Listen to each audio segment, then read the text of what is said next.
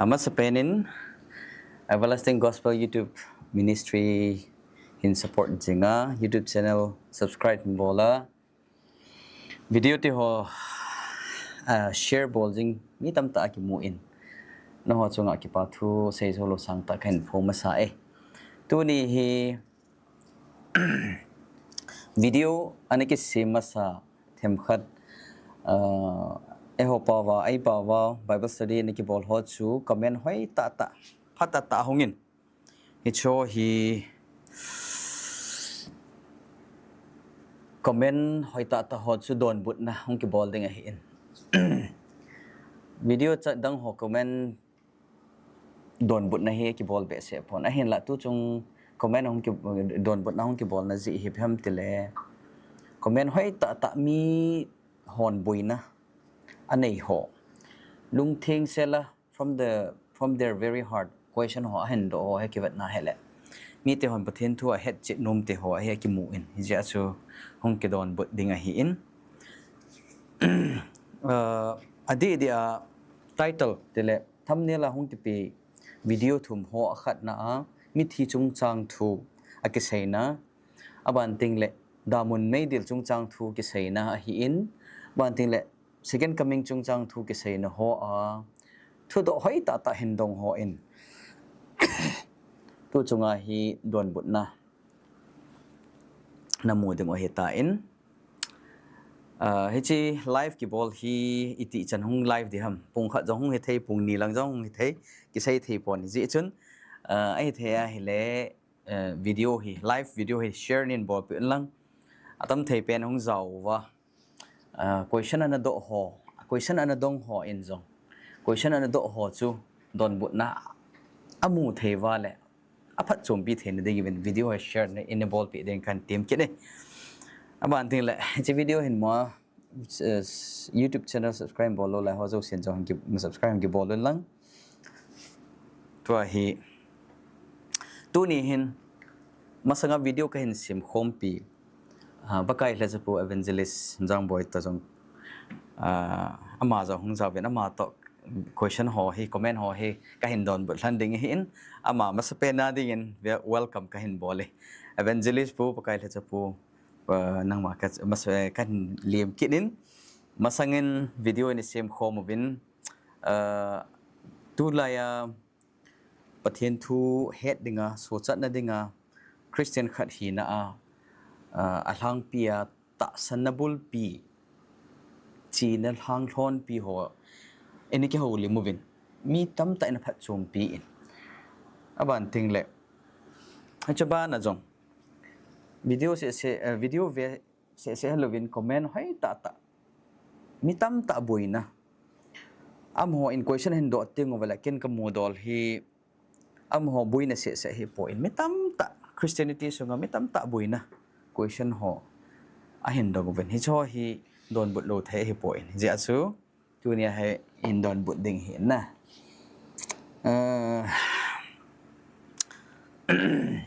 het ma bung bin che video hung ki sem ho hi mi kon khat nin wang chun ti sei dham ta san na ki bang lo neu cha cha ho hung tinga le hin ama ho ta san na ai lo le mi mala attack ki bon na ina le le ji vin hi cho hi a hi pon tu nia ke hon ka tu mala ke hon ka doi chu pen chu bi ham tia hele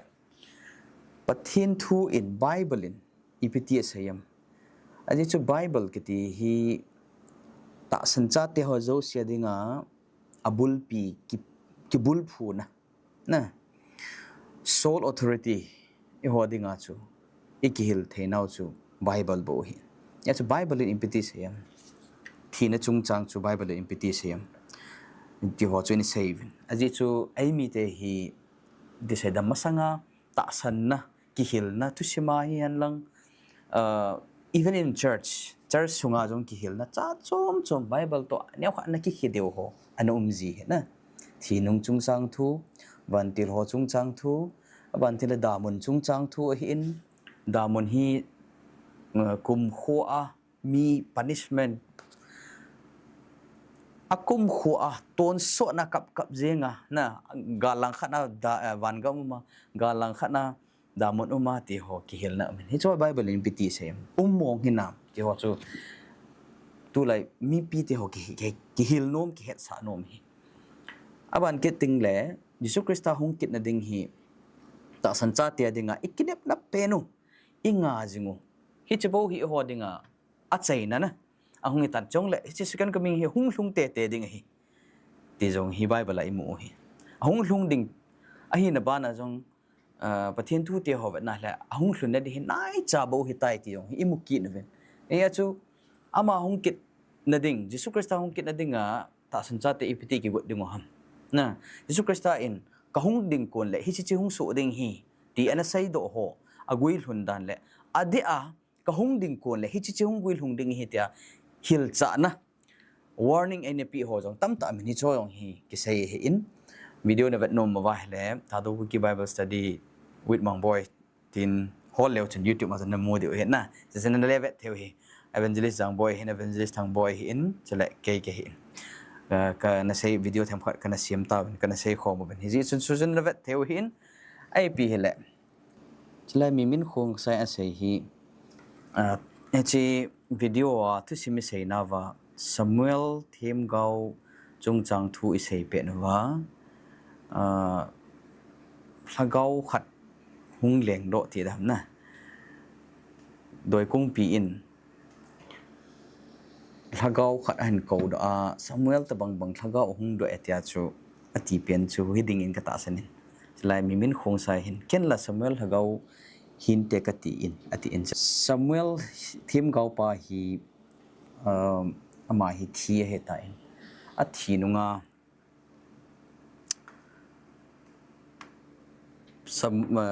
Saul hi gachi a pathinin an ho pi lo pha na chong ama jong hi longkham ma hin achunga thil len ta hung thun ding chu kicha ti zat na dim ta in hi ja chu pi bolam tele pathin ko ma ataw le la gobet but ta na pathin na ho pi talo ai le them gao ho ko ma chi ding tele them gao anaman cha jing ama na hil jing thumo na bol jing Samuel chula athu ngai lo na chung chu na ama la ticket ta athi nu nga chu su na ding het lo het tai na lang khana sei ding chu pathian la gao hi ama ko na ki withdraw het tai soul leng pa chunga na nya chu pathian ho pi ta lo ja chu medium source dang a hol ta chu ai khat ke dan chu it's very interesting ju pe ham tele ama in doi kung pi tam ta doi la ai thim ho ana su manga an mi ho ana tha a no me khat bo ona hin so nu chun ama nu ko ma chu ga che to hi doi kung pi chun i pi hen bol tam te le doi kung pi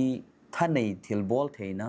thagau ko to theina tha chu hoya hung ko ham matela pathina kon hi lo hi na setana ko na hi ya chu satan thanei na satan a ko na chu i pi hen bol tam te hala amai a hen ko do chu ko ham tele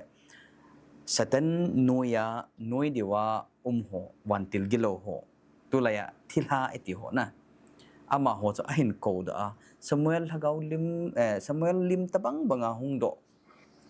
ama cho mo ni ya chu Samuel hagau ta hello ha ji chu bible he ke chin bible chun mi thi te nga le hagau ama ta bang chom be khat kang bet but khat ai lo phem khat na poi mi him hagau ti tinga la I hin pe na he hagau ki nei hin ta sa leivui to pathinin a hai no hu spirit in english pa spirit to dust te ni jong ki vogop ti nga hele mi hing hagao nei ki hin ai ma te ni chong ki hian tinga le mi thi a ki hin ni cha ka la hagao khat hung ki je lut na bible line aki mong point na itabanga mi chom be khat hagao leng le thei ta san no ho hi choi hoya hung kon ham te la bible a kon hi pon masang laya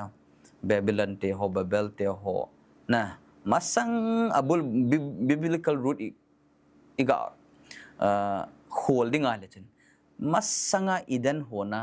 satan pa gul lima honga อีฟ้าโฮปียจูกิมุทัยนั่นทีตาโลดิ้งมีทีเต็งอะไรทีตาโลเพียงพอหงโดที่ป้าจะเห็นนะเฮจจู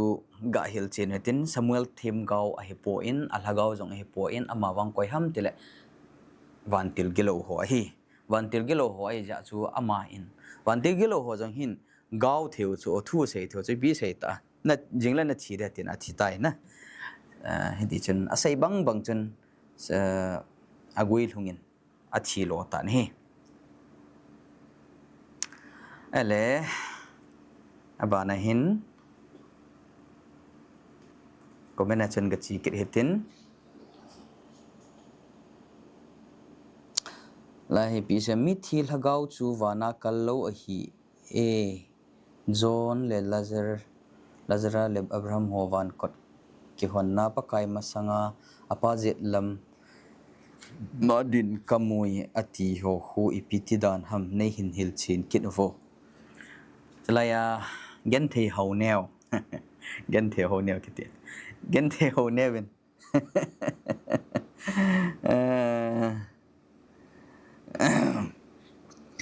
มิทิลลากาวจูวานาคัลโลอฮีเอจอห์นเลลาซารัสเลอับราฮัมโฮวันกอดกิฮอนนาปะกายมาสังอาอปาเจลมาดิงขโมยอติโฮฮูอิปิติฮัมในหินฮิลชินกิดโฟนี่จะไล่ใส่ฮีเกนเทฮาวเนวจนมิทิลลากาวจูวานาคัลโลอฮีเอกิดนาทีว่าเฮเลจอห์นเลLazarus le ichi mix up in na ai pi le Lazarus le Abraham chungchang thu ho kiseina van kot ke hona pakai masanga apazit lama Abraham le Lazar ho pakai masanga pazit lama adin lam chu Bible awang thane ki sun pon ai pi hel anjo le question akido na min hi hindot but khom tin na tu hindon but da tri tin azo le gomin abon second hindon but khom tin Jesu in jong athiding pa kalhagaw na khuna ka kol sa e atile i ilhagaw chu asiampa pathin khutna himei lo ham mun song niam lem joy niang lem joy in Jesu in jong athia chu hep hepa kalhagaw na khuna kalhane tia akelhana na khuna ka kol sa e atile ilhagaw chu asiampa pathin khuna himei lo ham question hoi ta he chu chelaya niam lem joy kiti so pinuhin pakai su kriston chu kalhagaw pathin ko ma pa ko ma chu kalhagaw na khuna kalhane atile e hol hagaw chu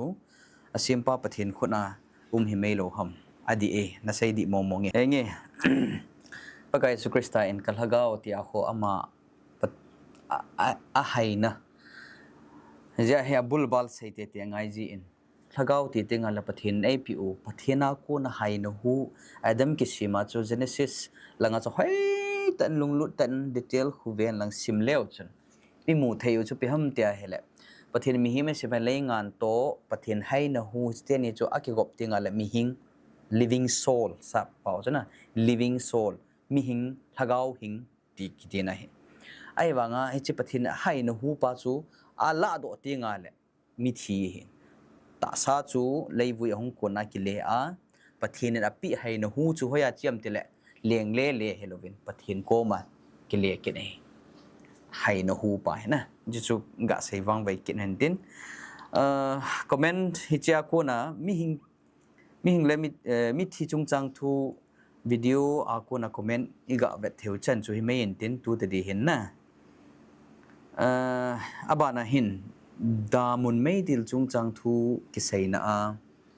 evangelist hang boy to ka sei na a aman tu nia he invite ka bol god le relief camp duty anei to boy tho he dan hin hong jaw thei hin ai pi hi le inchalaya comment hoi ta hong kamu in anjo ting le na veo hitin na tu hin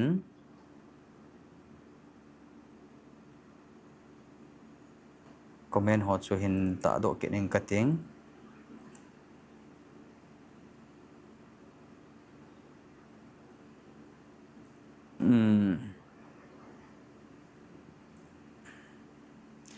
Simon Kipgen นี่ตัวไอ้คอมเมนต์อีตัวบุดดิ้งฮีไม่ดีลจงจังทูกิเซนะฮิชีวิดีโอเห็นนะมาดามุนไม่ดีลคิปานัทุกุที่ไตเติลฮีฮิวิดีโอคนนะฮีคอมเมนต์หัวอินดอนบุดกิดดิ้งหิน Simon Kipgen เซนะฮี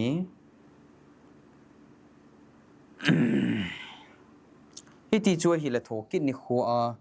อีโทกิดทิ้งคุเละฮิจีอิตาสเพเลวมาฮิโทกิดดิ้งฮิดานฮีดามุนไม่ดีล Hellfire วางฮีอีพีฮีกระดัดโมป่วยจี Observable Universe ซุงเสียอาจง Star จัดฮิเลสิซุงงาตุยขังเลียนปังเนียลดีจัดสังตัมโจฮีอติเวดามุนจีนุ่มหัวดินออปชันตัมมาเจง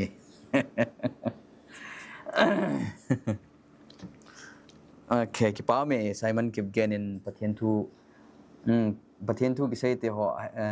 นับผมเทียนเฮดทิมเทจินกิบนัชงากิปาทูกิเซจินคอมเมนต์ให้ตาในหินคอมเมนต์จินปาทูกันเซกินนี่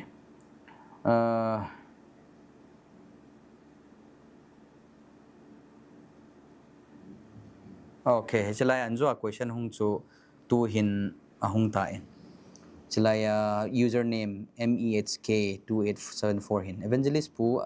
ไอ้เล่มิโฮปาเล่ไอ้เล่มิโฮปาเล่ลาซารัสตุซิมกิเซคูมิโฮปาคูดามุนะอุมินอธิปุยกิติเฮโลฮัมเห็นสิฮิมิโฮปาเล่ลาซารัสซุงจังทูชี first part of the video เห็นนะยาชูอบอนามูโลไม่เทหินโซปินูโซปิปาอิน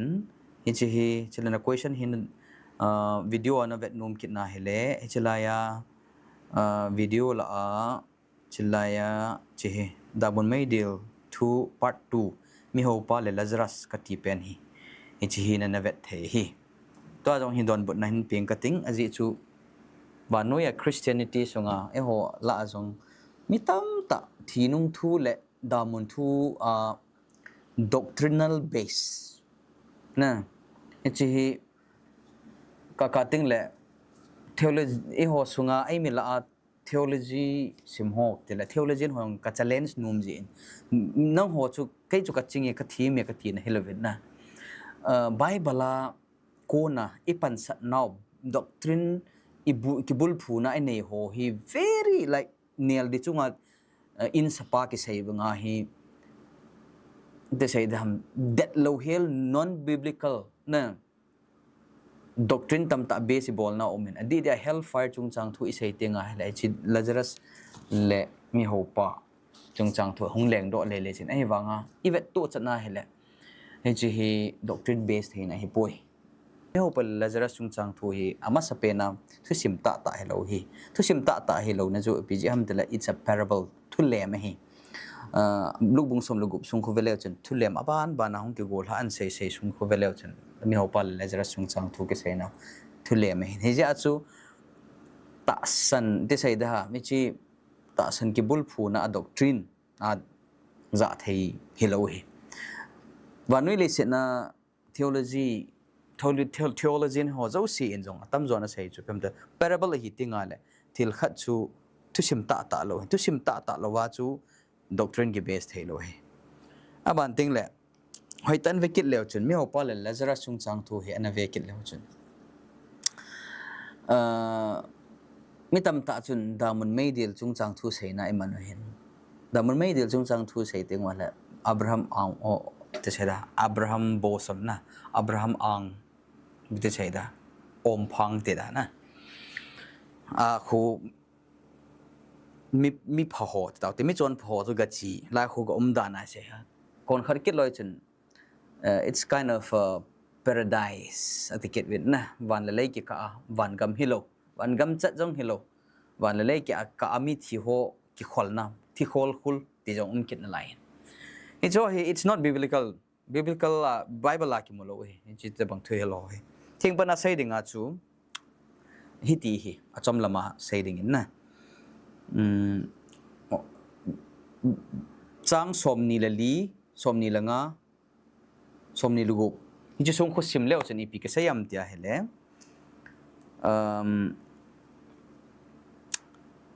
ฮิจิ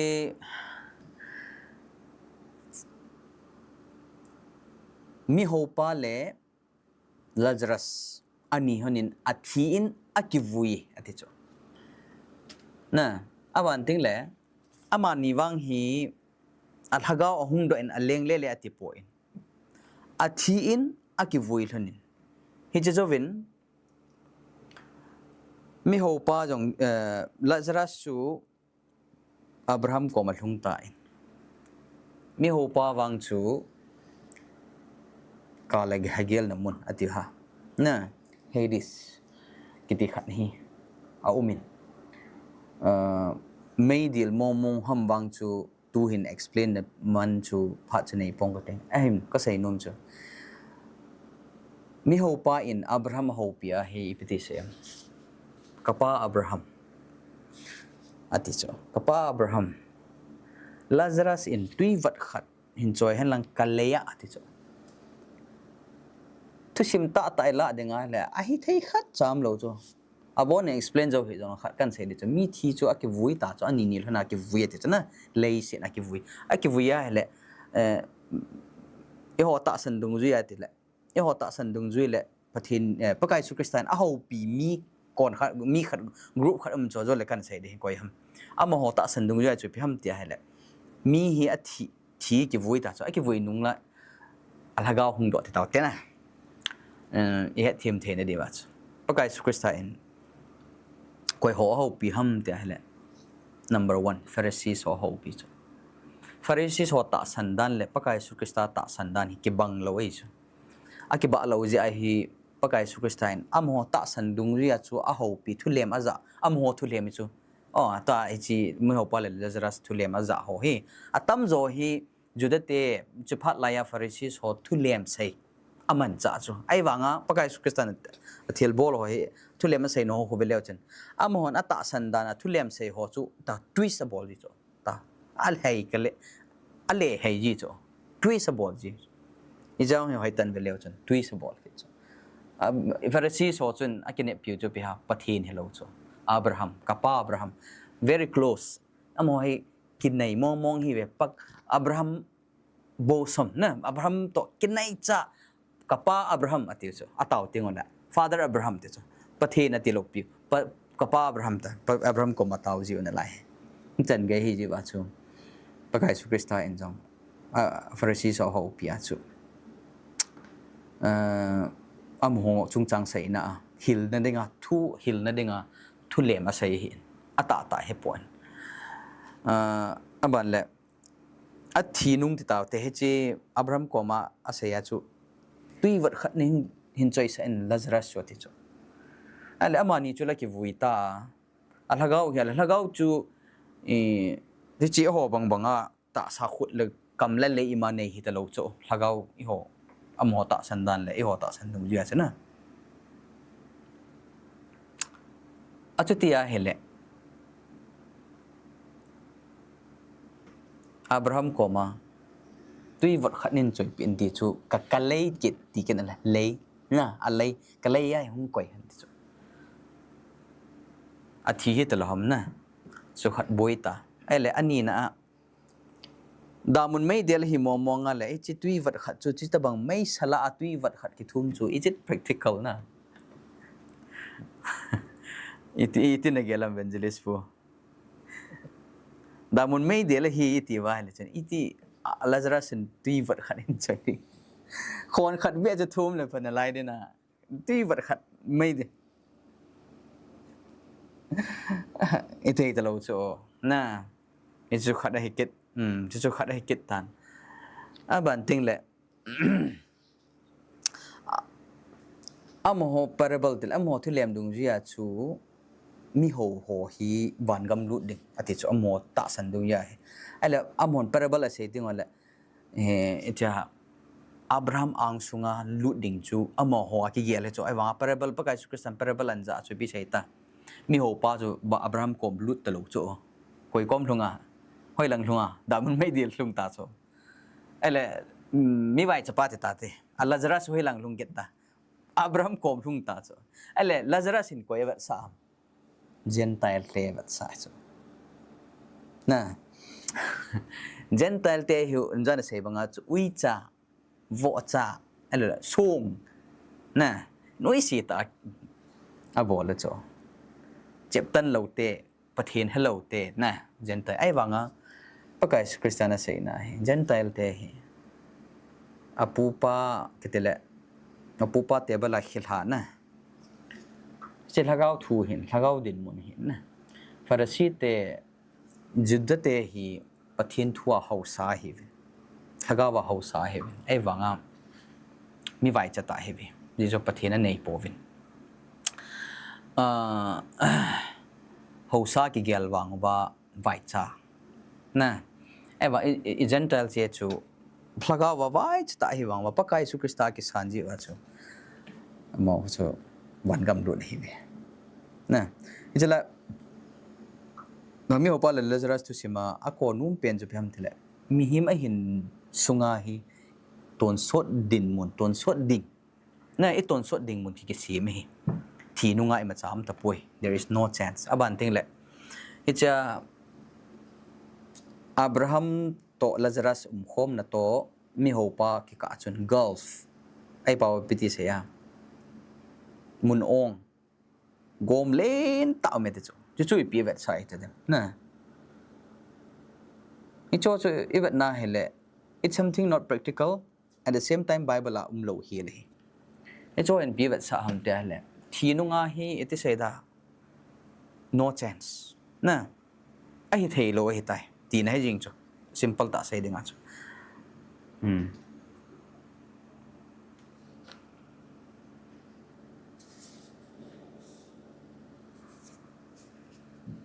hi han lang ile me van gam chona nga ding mai di la hin adem na so pi khan hong kai lo hi le na so pi khat chu mai di la ke pe pe han lang e lo le na ngai ta na ji chu mai di la ke pe pe han lang nang van ga ma zayon la ngai na sa thei mo na dem ti jong chu koi sam to na hin na aji chu ama ni jong ke he tu chu la mi ho sa pa le la jar jong chu ke he tu lo na ke ho na Abraham tong ke he tu ba ki mel he nu chu la ichi tabang chat cho hi dinga hi le in ko te ho ong kai lo ho chu ana ya sai tia kadanga che tia peng peng jing diu e ho an chilanga he baza to tumging ta thwa pathin lai sa sa jing diu chu chu pathin ne chal he po nei pathin to go dan jong he po nei ya chu na nga dinga chu ei lu na na nei hi ya hi le na ji na cha mei di la ki pe nang van ga ma no ma hi le na nga dinga van ga no chu mei di ta bang bang hi dinga hi ki chu ka sai no me kipa me ha chine ba na jong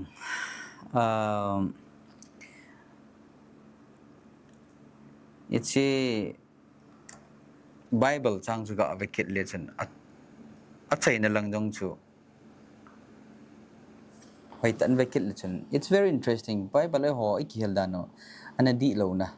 hin na ja hi ai thea le ban na sata hoi ta phat khat la ha chi hi study bowling hi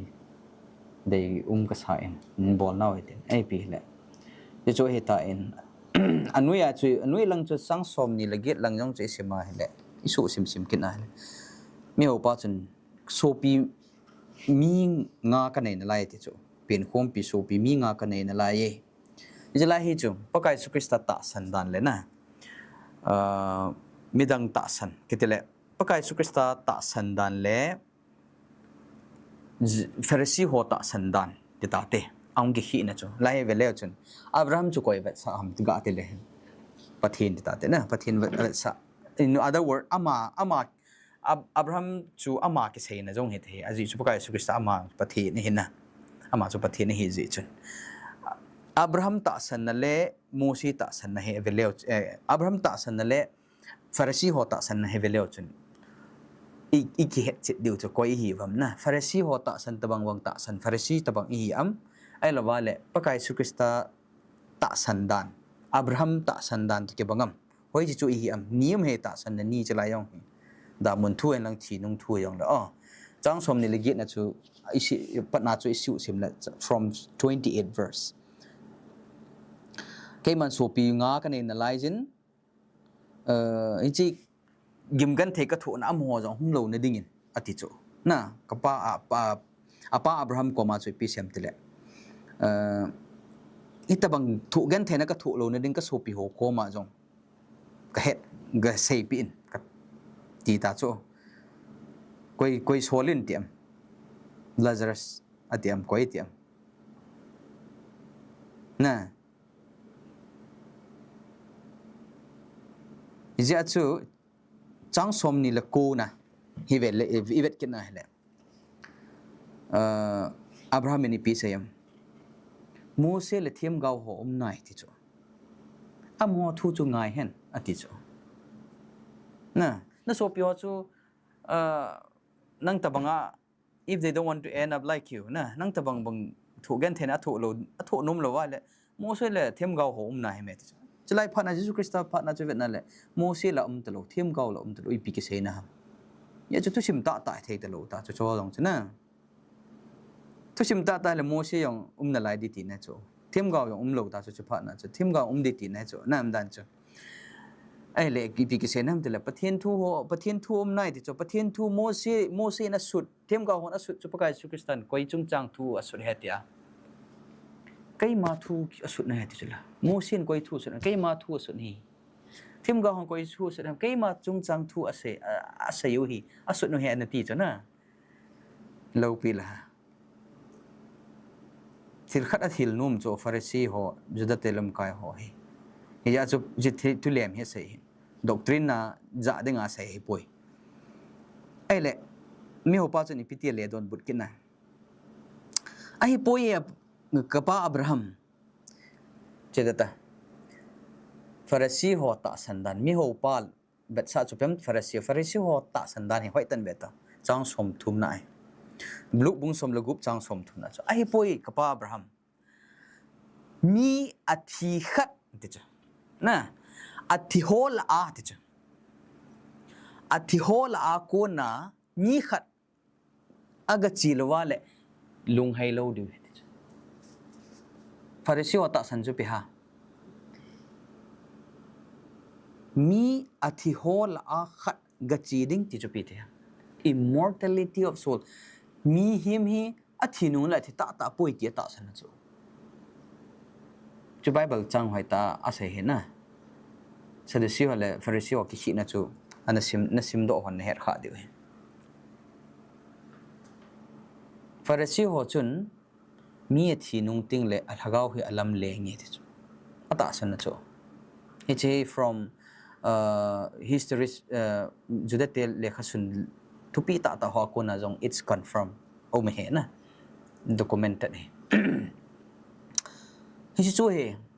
tu lai mi tam ta Christian tam ta ni ta san chu ele Abraham le pakai su Krista ta san he pem betiu but he said to him ai wang Abrahamin mi ho pa ko ma chu pi se tam ama hon Mose le them gau ho ata san lo wa hi le athila ami khat tho jong le ta san chom lo di athunun chom lo di heti chu agi hinan het no walai chu mi ho pa tu sei la Abraham tu sei chu Abraham chun athila a tho do ti chu Abraham le pakai su Krista hon thokit na ana hila chu thokit na ta san ne ke yang thokit na ka ta san ne mi thi ting la hing ka ta san poi hi chu Pharisee te ta san dan chu Pharisee ta chun la chu sei chu if one goes to them from the dead mi thi mi hing ko ma chi the hi chu mi tam ta ni ta san Pharisee te ta san ko ha Pharisee hi nom si ko men an bol diu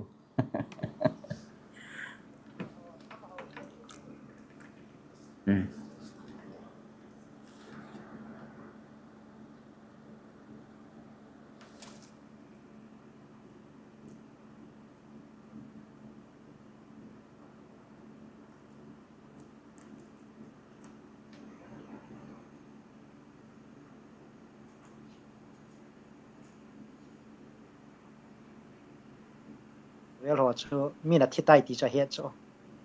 นี่จนน้ำมาหอบเวลหอจูกชิวหันลังหิเลบ่าที่ใต้ตีเห็นหนูอีจงเลยหมอจู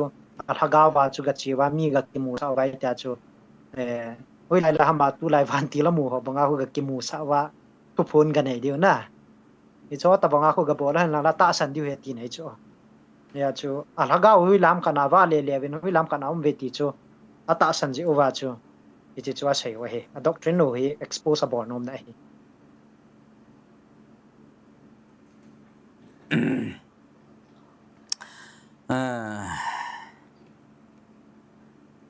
นี่จะช่วยเนี่ยชูอาจจะน่าใช้โน้มจุดทำเดียร์เลยอับราฮัมมินจงอาทิละอามีขัดท้องจงเลยตัดสันโปวินเตะที่จงไอ้แหละ question ในดอกเทคิดจู theologian hon Bible student hon อะดอกเทคิดจูเพิ่มเติมนี่จีทุเรียนไม่ป่วยทุเรียนทุตาจงฮีจีจูลาซารัสมินตาเก็บปัญญาตีองตีเที่ยวเฮจงเละหอยตันเวกิดเลี้ยวจนอะทูฮีอีพิจารณาการสุขสานมินตาลาซารัสอันนั้นมันห้ามแต่เละ very important Bible อาจารย์อาจารย์นะจู they will not be persuaded though one resurrect from the dead มีทีละอากุนมีขัดท้องจงเลยทอกิดในจูประกายสุขสานอาฮิลจูอัตตาสันจูอับราฮัมเนี่ยอัตตาสันจูนะไอ้ว่าฟาริสีเต็นตาสันจูเปล่ามีทีละอาทิขัดอัลฮะกาวเลี้ยงดิ่งกระชีดิ่งจิจูจูกิฮีจูกิฮีนะหอยตันเวลาจึงกิฮีจูอิโมสิมสิมาเลยกิเฮลล์นะไอ้ว่าหอยตันสิมาเลยกิเฮจูเฮจูจะอีจูประกายสุขสานอินอันนั้นโตมินิสทรีฮิเวลาจึง all ลูกบุ้งสมลูกบุ้งโจลังจะสิมเลี้ยวจนลาซารัสประกายสุขสานอัฐโนะมั้งจ้ะเราพิจารณาลาซารัสประกายสุขสานอิน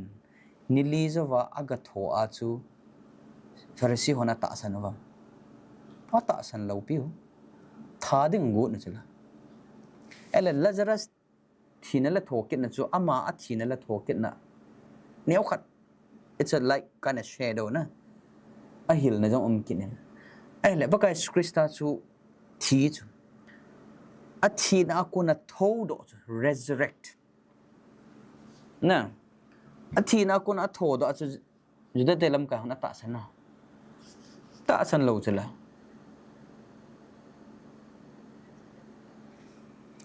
อาเซลมังกุนนะจ๊ะอาเซลมังนั่นแหละวะนะ evidence โหอันวางอาจูตาสันเราอาเซลมังกุนกินนั่นแหละอาเซลมังนั่นแหละยาจู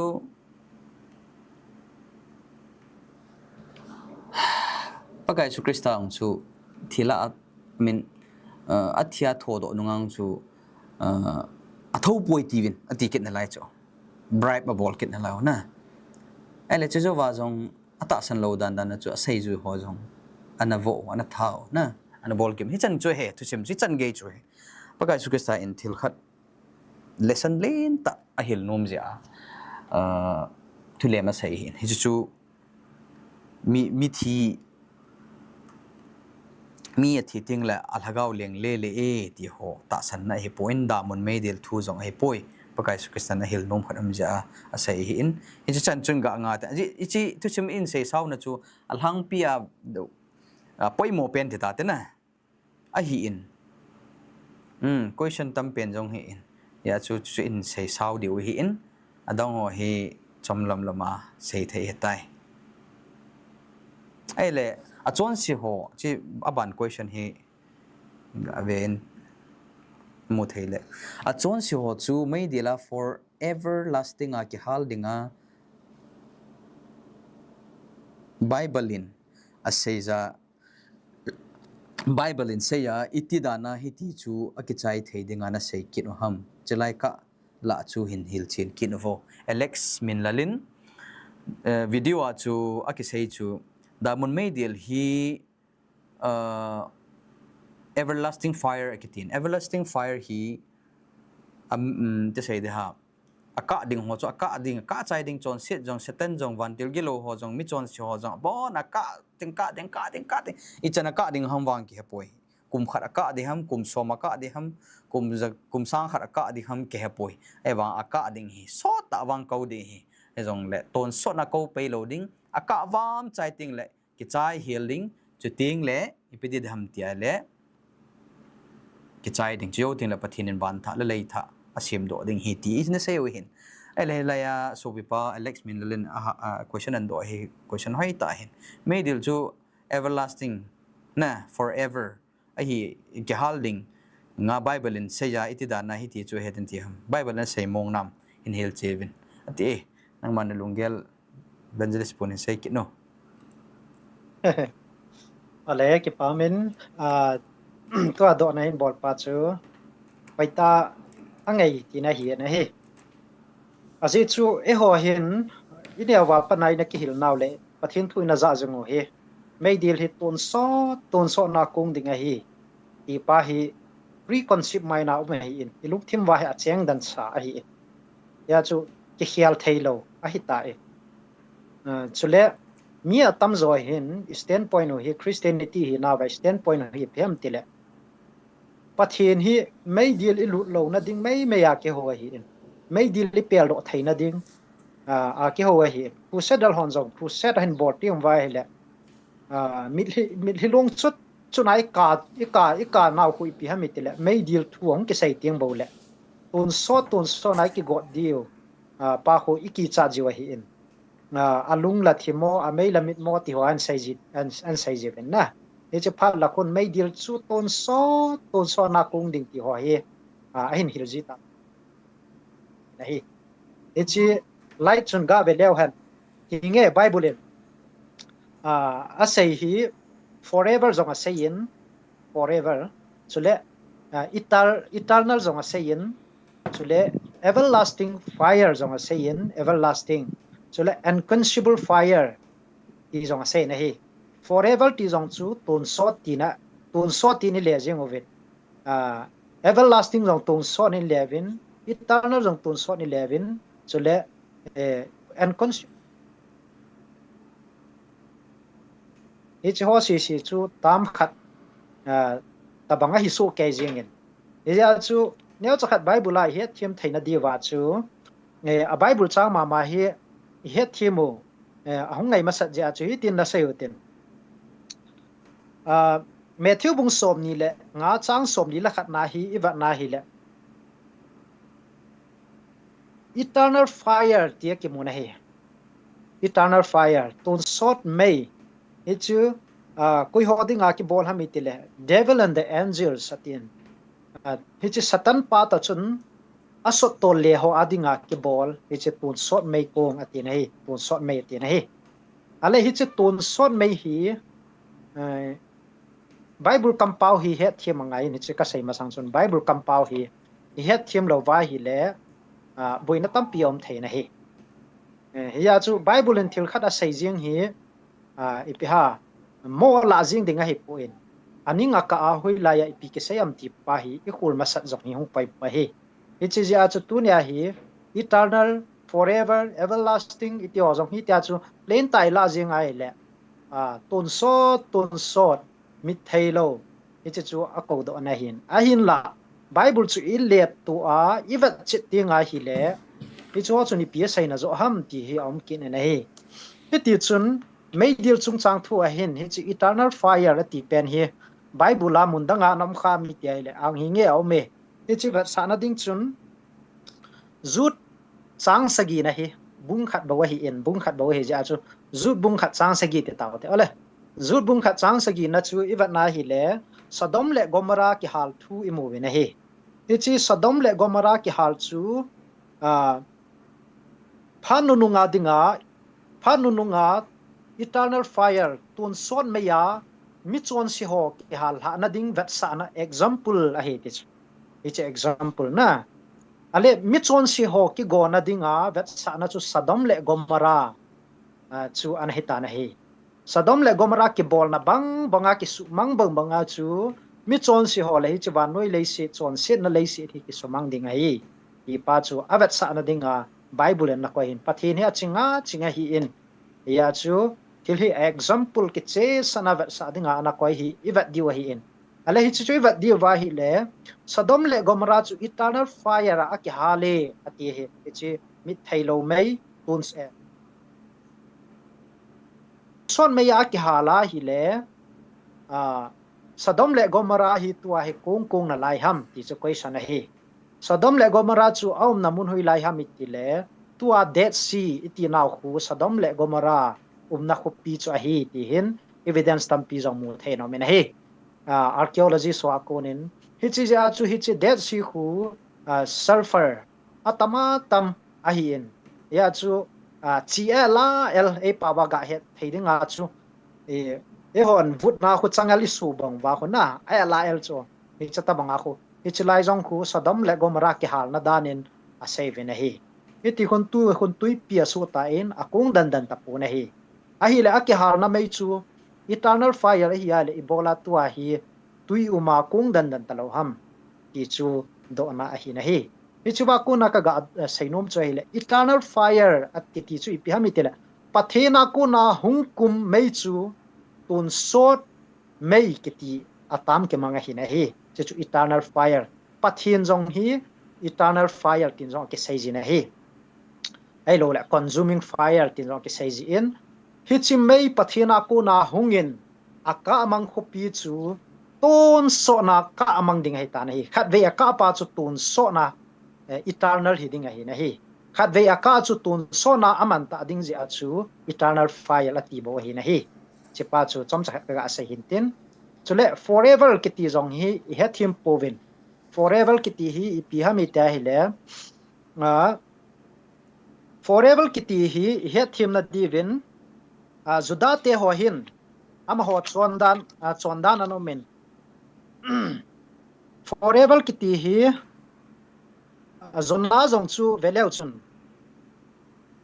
zona bon jong chu veleu chun zona bung ni chang gu na chu iwat na hi le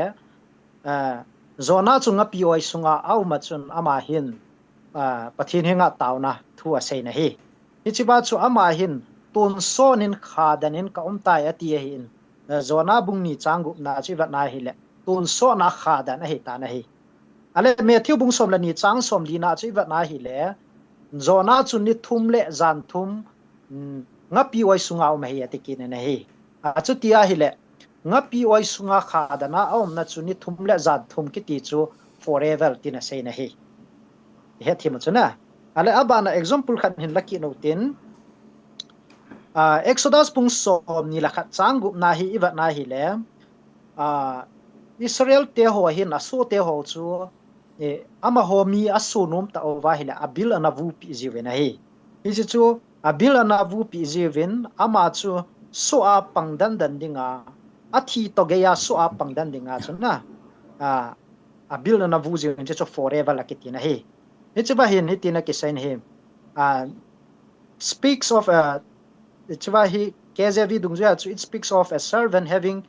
his ear drilled through a sign that he was to serve his master forever atina he forever and ever na ichiwa chu ipi ke samitela on sona ama chuna pupa ina so na to dinga hi kitina chu ipi hamitela ahin sung se chu kisaina hi na he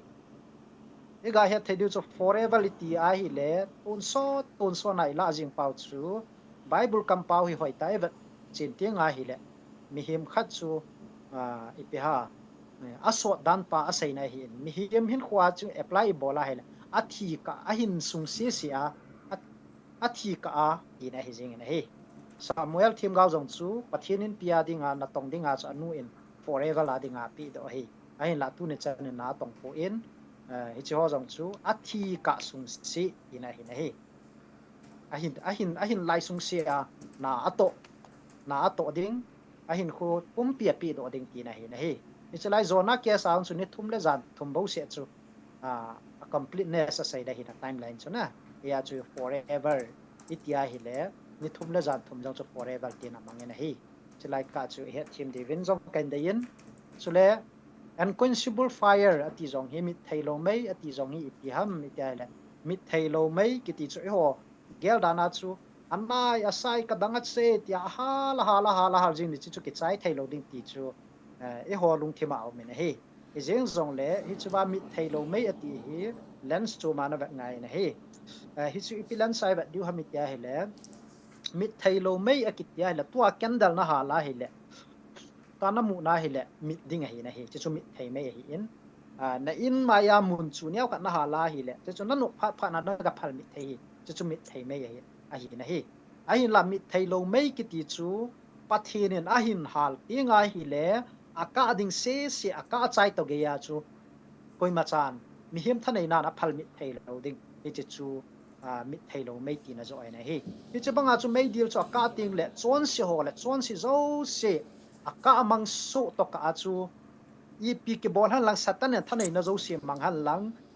ocean ho zo sia tui mang han lang phal zong le mit thei lo hi na hi aka ding se ka chai to ge ya chu mit thei lo ding a hi i pa chu ka sai no min tin chu le everlasting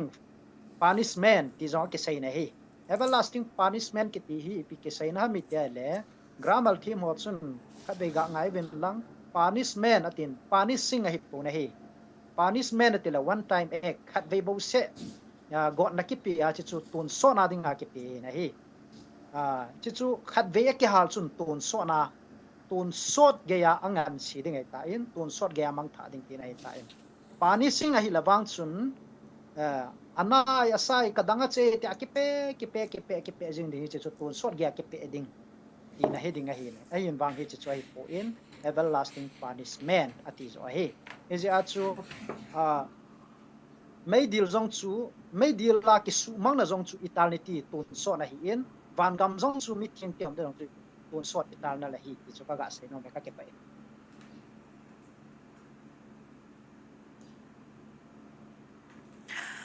Hele kipam be se jingi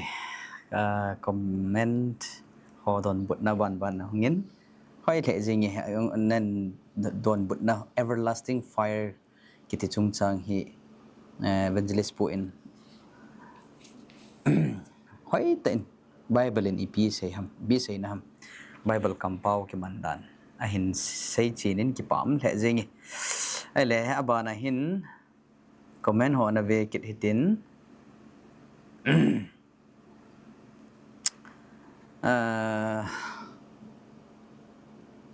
hậu bung chuma pastor ho zau so an lang debate tabangin bol leo chin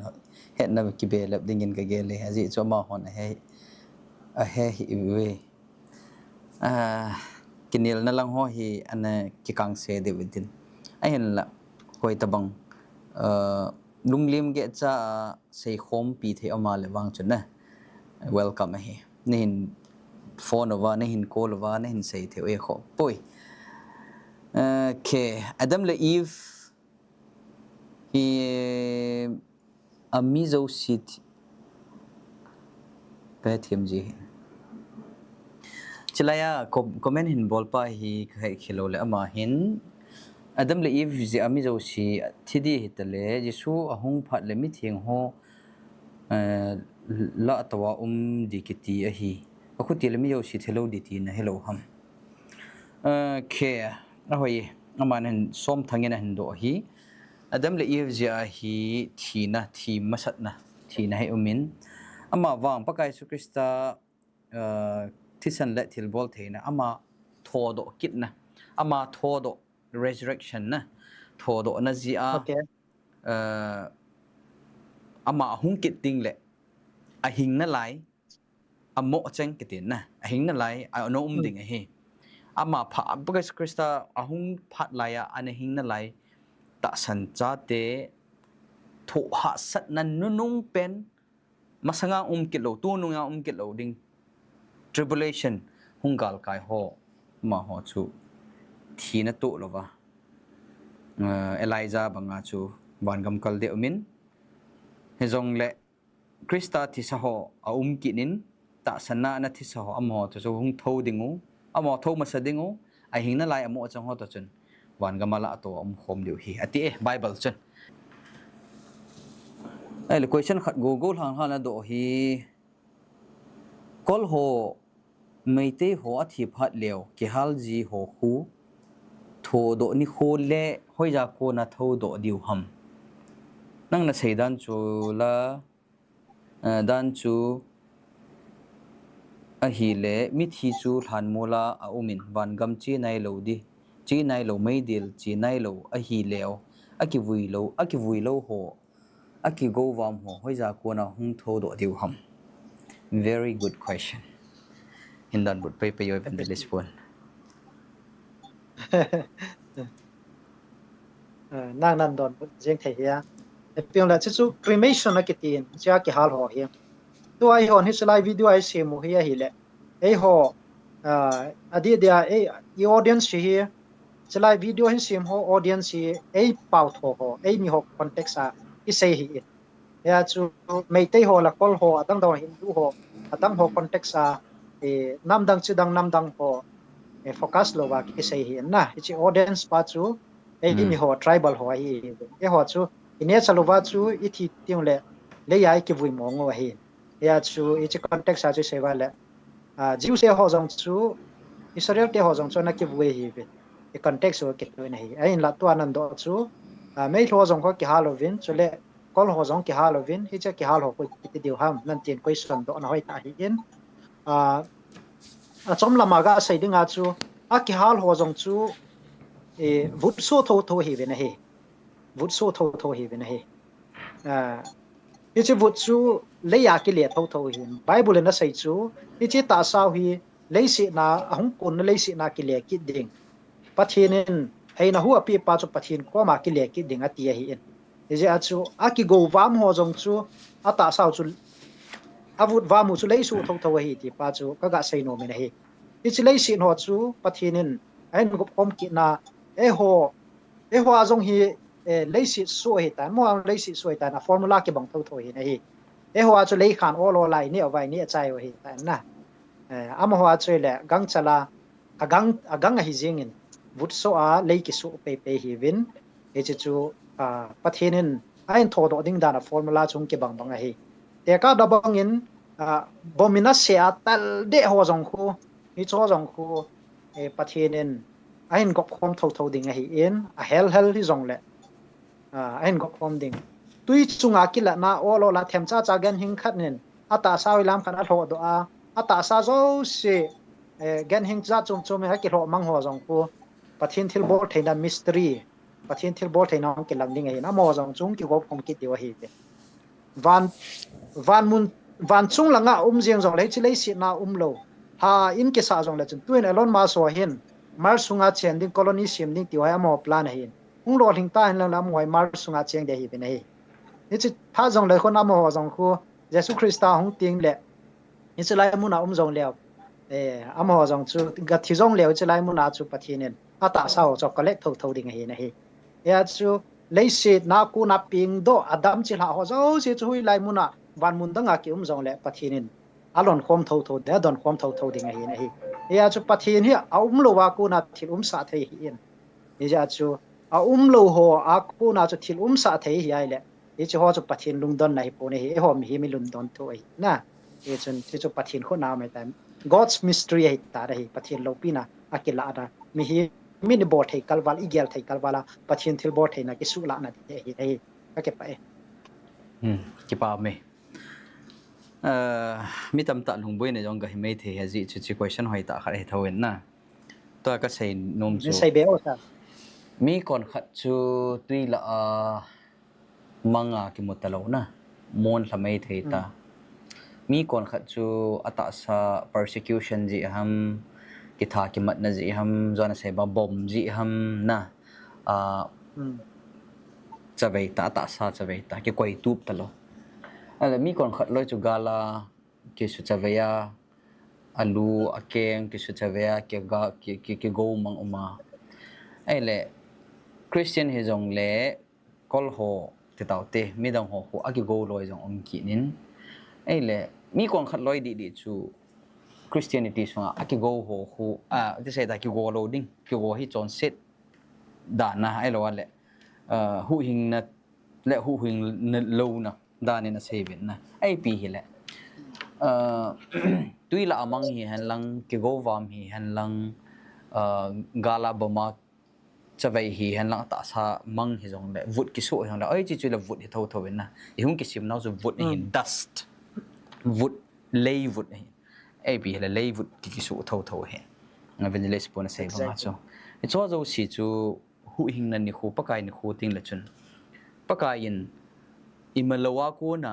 leivui vutna ko na e sim theiwa le aki sim sa sa record sa mi chu pathian thu pe ale abona hung le kit thei hung ki sim do thei kit hi ahin ka sai num khat chu mi pi te ho denga koi tabang iso pi u naw hi tabang category a lungim pi num kha le lungim hi ben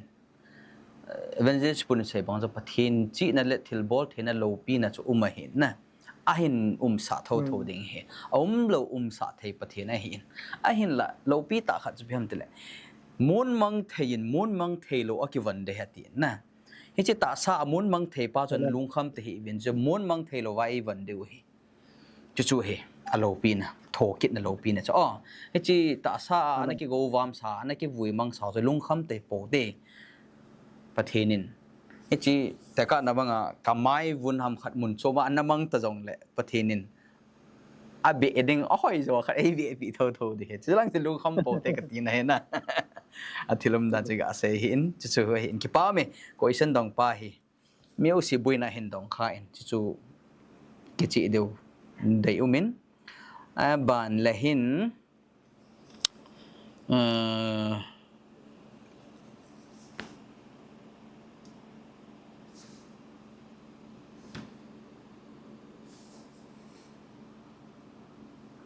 aba na hi don but them han ve kin ka ting okay chalaya don but thei khat am thovin ve kit hitin pathin ta san ho chu athi ting lew alhagau ji su hung ka chu paradise a ki chol phat diu hilo ham mi khat no atilejen chen do ba hin don bu ba me ga den na evangelist pan jong ang ke chol ta din lang lai chu iwa na hele paradise ti tinga le hin mi kon khat chun paradise si pan gam khu ga halloween mun chom khat thi hol ham alo le wan gam dut masang ham tu tan zo masanga ham tu tan masanga ham kinga na ke khol na mi thi khu ti mi na ta san tabang khon mi tam ta na ngai to in ai hin la he ji chu iwa na hele bible la po in paradise ti tinga le pathin namun wan gam chu hi zengin mun chom ago di pon ichi paradise si mun chom mi thio ki khol na khat dana aki ngai to na ki hil na idea ki hil na pa teaching hoya hung kon ham tile purgatory ki ti ho idea hung kel do hin hi cho hi bible la lo hi bowe paradise ki ti tinga le bible la paradise ki ti pathin na ban gam kho hi zengi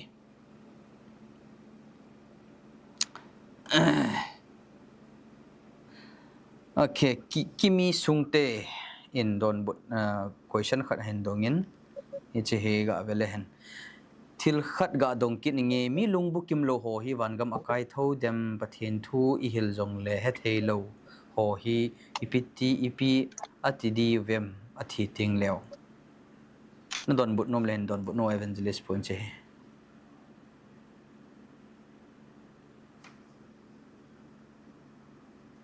ole ke pa me do na hoi ta hin mi lung hing lo ho pathin thu discern thei lo ho na chule now sen ho jong I cho jong hi pathin thu hanai lo wan now sen tam pi ati me na hi I cho ta bang hi biblical chun explicit point I chu lang phong ta in ga ko do a hi ti ding hi tia sei thei om point I jong lai chulai mu na hi ke ma mu dan le ke ma ngai dan zo ka hin zelu ding hin na I jam tia adi lo kha jong le nei na het thim di hin na ke ma ngai dan kan sei ding hi ni chu ban pathin hi ngai lut pathin hi in ane chal chei he ma sat no ngai ni pathin hin mi him hi mi him ho hi punishment mi na amu hi pu in mi him ho hi van gam lun thei te na di wa he is all mediator na el hodinga e ho to pathin ke kai sei champi wa intercessor la bol che chu mi him to pathin ke ka palaya panga hi in ichi hi palaya panji chu ei ho dinga attorney ti chu ei sei champi wa panga hi mi him te ho hi atam thei pe nai su cha thei te na di wa pan la chu ei hu hing pau athi sana ei chodo pau Jesus Christ who paid the ransom for humanity ahi ti pa hi ama sapena ilungthim wa ikoi diu kanu me na hi ja chu hi chu tabang an privilege nei talo ho zong hi pathin angai lu in ama ho zong hi pathin mi ngai lu na perspective ma chu iwat na hi le pathin bola ma ho chu mai dia lu sa ding ham na ya chu ama ho ding ho azong chu van gam sim hi lo ding ham i zong chu ke ma ngai da na hi in ama ho zong chu van gam kai in te tin ka ge ni na hi hi chu tabang chum now sen ko hello la ya thi tam ta ho zong hi i chong hi i cho zo se dinga zong hi hung thi ta ni ya chu ama ho zong hi anu apa ta san hi in sumi te ho jesu christa ta san an hi wa hi le am ho zong chu van gam kai di vin paging cha hi ai lom khala pathirin i chu wa hin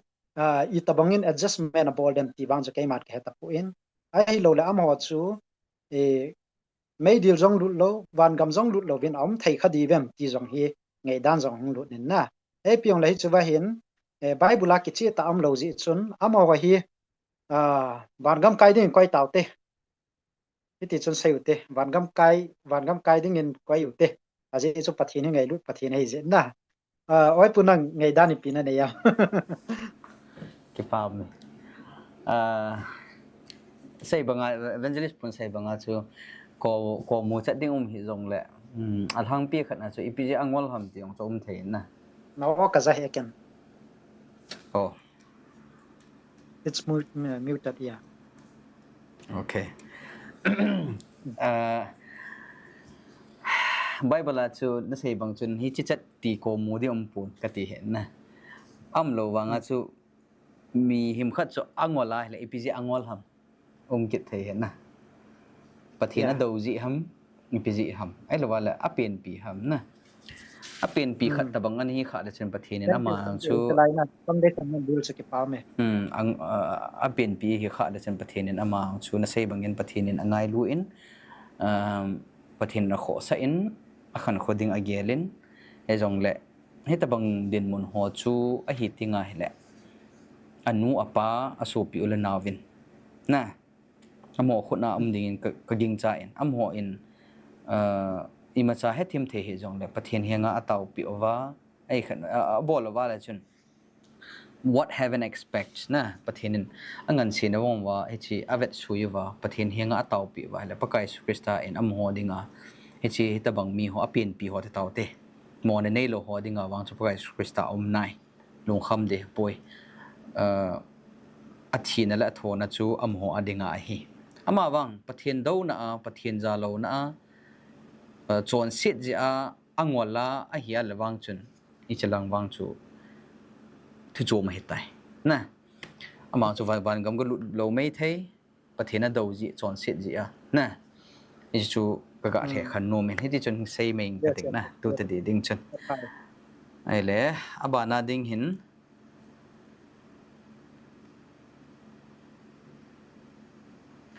thei nei lam hoke khang nu nung le lei sit jong abai le lei sit na da mun iti diam khang nu nung le lei sit jong bai khang nu nung le lei sit bai ding kiti hi lei sit chung a mi ho khang hi ki chai ding na lei sit na mi ho thi ding ki chai ding ti na hin ni chu pi ki chai dham tu le da mun an chai di ti na ji na lei sit chu ki chai ma sa da mun chu aban la hung de he po in da mun in lei sit hi a chai ding zo he so pi hlei nei lam ne ding khat chu lei sit khang lung alui bible chun all ta thi na alui hi pia ki chai ding ham te la da mun na chai de aka mang ding pathin van tha la lei tha thi na kit lo na ka na kit lo na chon sit kit lo na ki pa na le lungmon na cham na jeng pakai pathin to ton so na chen khom na mun lei tha le van tha sim do ding chu e hon ingau chu hin na ai le aba na hi mi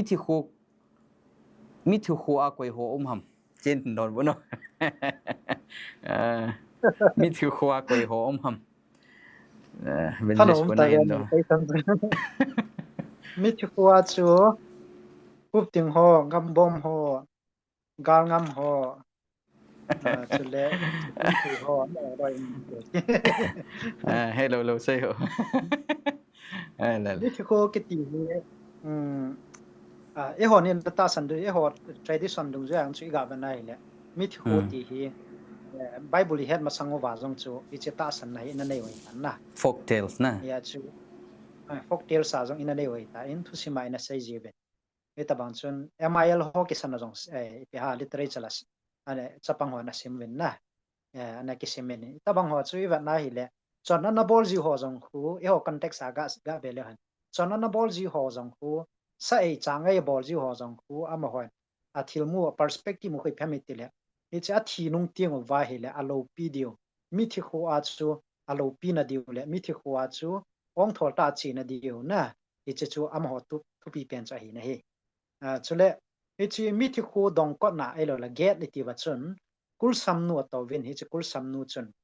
e mi ho sa ho chong zo ho cho hong ting le ana za ji vin za na sang ta na pi ji vin e te chun boy lovin i ma cha text la pa lovin a sol ji na hi text ga te tau te o tu lai pa vin ai la i ma cha nei lo ho chu a hong ting le dong ko na cha nei ang bol ji ti ho hi thu sim au min chapang niaw cha ho adi a khu i wa na hi le nu te hon ma sang lai chun chapang ne ho he thi teng wa hi le atin ka wa hin ipi ha aging thading up idea la pu chat chat thading simu ho chang pa ho po na koi pi be nei hi cho chu pi ja koi ha mi ti le amo ta san dung zu ya chu hi chi get om ting la dong ko no ma dong ko na ko kul sam nu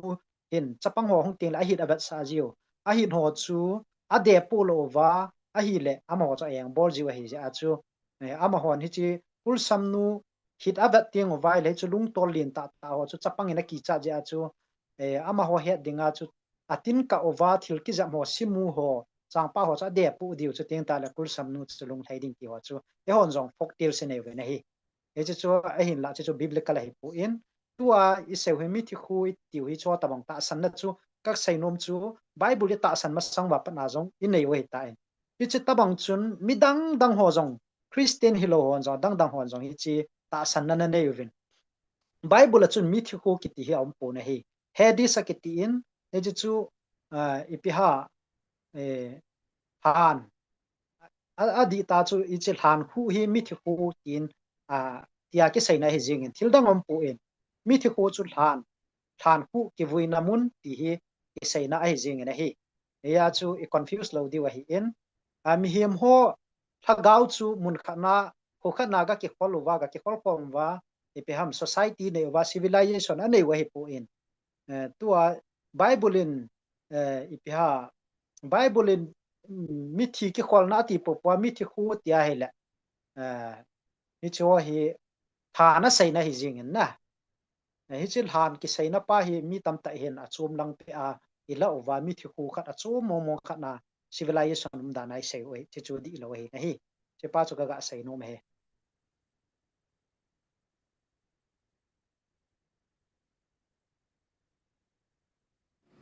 ki pa me nan say hoi mama jing ai mi te in say bang cho folk tale myth ki ti ho ni ta san me na en la christian ung hiawat pa na chu cho chu tu simin na lai hen lang le khobuam na lai lang le tu ai christian hi ta jiwa chu i ho culture chon dan hwa hi pathin ho thai a hi ta po in i chon dan hwa pathin i ho wala i ho khil na diu tam ta umin ama wang i ho ta san cha te dinga ki hil na sole authority chu pham tel bible hi bible in petition bible in thina elole i cho hi i peti helawam ti hi chi dung ja i chi diu zo hi in i chi dung bible dung ja ve lawang chun hi chi ho hi mi ti khu ki thi ho hi a he poi nge in some extent christianity songa tabang ho ki hil na hi a so win ka he hi jong le cho hi it's from masanglaya mi chondan pathin ho lo ho ki hil da na tradition tradition ti dam i cho cho he bovin bible awang po na hi chu ga sei no mo hin tin so hichawa khat ka ga en nom chuna khan hin ni o nge a khwa ko khat ale che ta chun ke relevant thovin ka he en chiwa hi tu la ya hi hon son na ya kho sa na pau hi veleu chun Christianity hi naw to a ke tu lo pa hi ipui pa khanga pa na ana zuyo hladam hla ana ati ven na ichi athisi ho hi athisi ho le thi pha thi ho hladam hla na hi anan achum chumin of akibordan zong za chum chum boli hi zong le amen pi pen chi pem ti le mi hi ma thi zo le ni thum zo le hladam hla ni sagi zo le hladam hla ti ho vel ho na ni chi ho hi tu lai Christian ho zo society wa na sata in ichi pin lai we na hi a hin la ichi hi Bible ko na ho ya phe do thai ma hladam hla chu ya ko na Christianity i bil ham chi foundation chu ichi ka do no me hin na ya chu totally chi totally ha Christianity fe na mo mong lo Bible la zong mo mong lo pan sa na ding zo mo mong lo hi chi hladam hla ki ti hoi hi chu ho ya ko na hom te la totally tradition ai bo ben le hoi pui pa ten ichi ana chi pi pa chu Christianize abol tu ai bo ben na ya chu midang hon zo nei povin e ho tribal community e ho ku ki te ho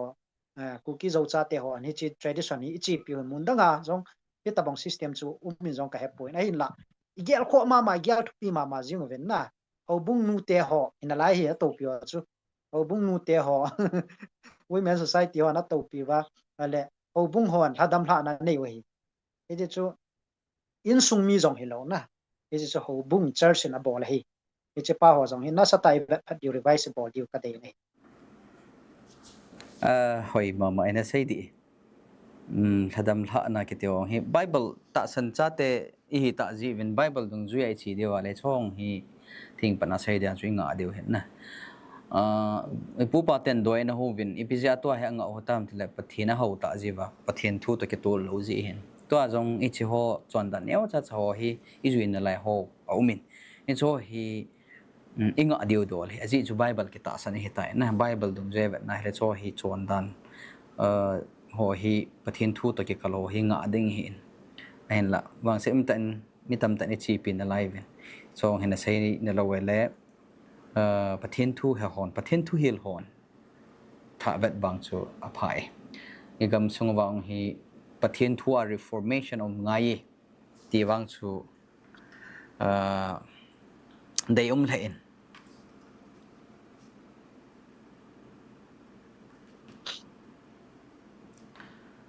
ai le chalaya mimin khong sai so piu mimin kho san do don thu khan an dong in mai dial a mai dial a ho ka wam ting le mai dial zong mang de tam hoi le jing he nge mai dial hi sei bang chu satan le wan til ho ati na wan til gelo ho thil ha ki ti ho amo dinga ki si ma hi ti Bible pakai su san ti su na sejin aban ting le aka wam ding chu le sit na thil ho zo sitin all elements Peter langa chun ban ting le mi chon se ho satan nung zui ho na mi chon se ho mi gelo ho pathen ta san lo ho chu mai de la ki go ding amo cho a hal ding le sit na le thil ho zo he a hal wam ke ding mai dil chu aka wam ting le ke chai ding hi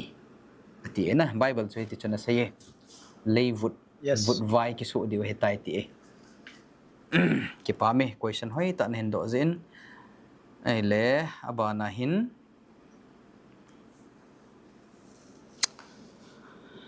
sei gin len ho kip ton sot me chu ton sot me hi jingi iti da na na sei koi le han ham mai de la ton sot nat gan thei ki thu loading le a ki thu loading le koi man mai de la ki chat lo ta chula chen don bo no evangelist point azo lang azon yaw kana sei zap ta in chom dewin na e hon pathian ho hi mấy điều kia cha giải hiệp ấy hồ ấy hiệp bộ này thì chỗ number one in coi tiền pathian hi ngày lút giải hồ ấy bộ về mấy điều nát nát thụ sang anh zo ding chu na simpa na ngai lupa na hu hing pa to tun so na cái khăn ding pa zo chu na zo hi hi chi ja chu pathian này ngày lút giải hon zong i ngày lút điều hi chi chu ton so na pathin to ichen khom de pa cha thu pi pen hai bovin mai dir chu ni ka mangu wa ton so na hin na diu privilege pa chu ka mang pi diu hai ta nei chu mai dir purpose hai mai dir purpose su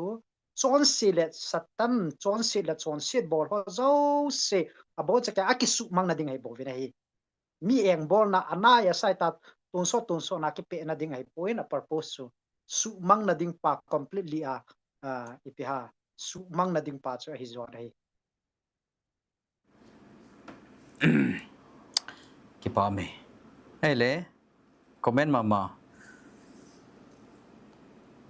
mà giờ tên này năng ni xây đàn himi chọn số chú khát về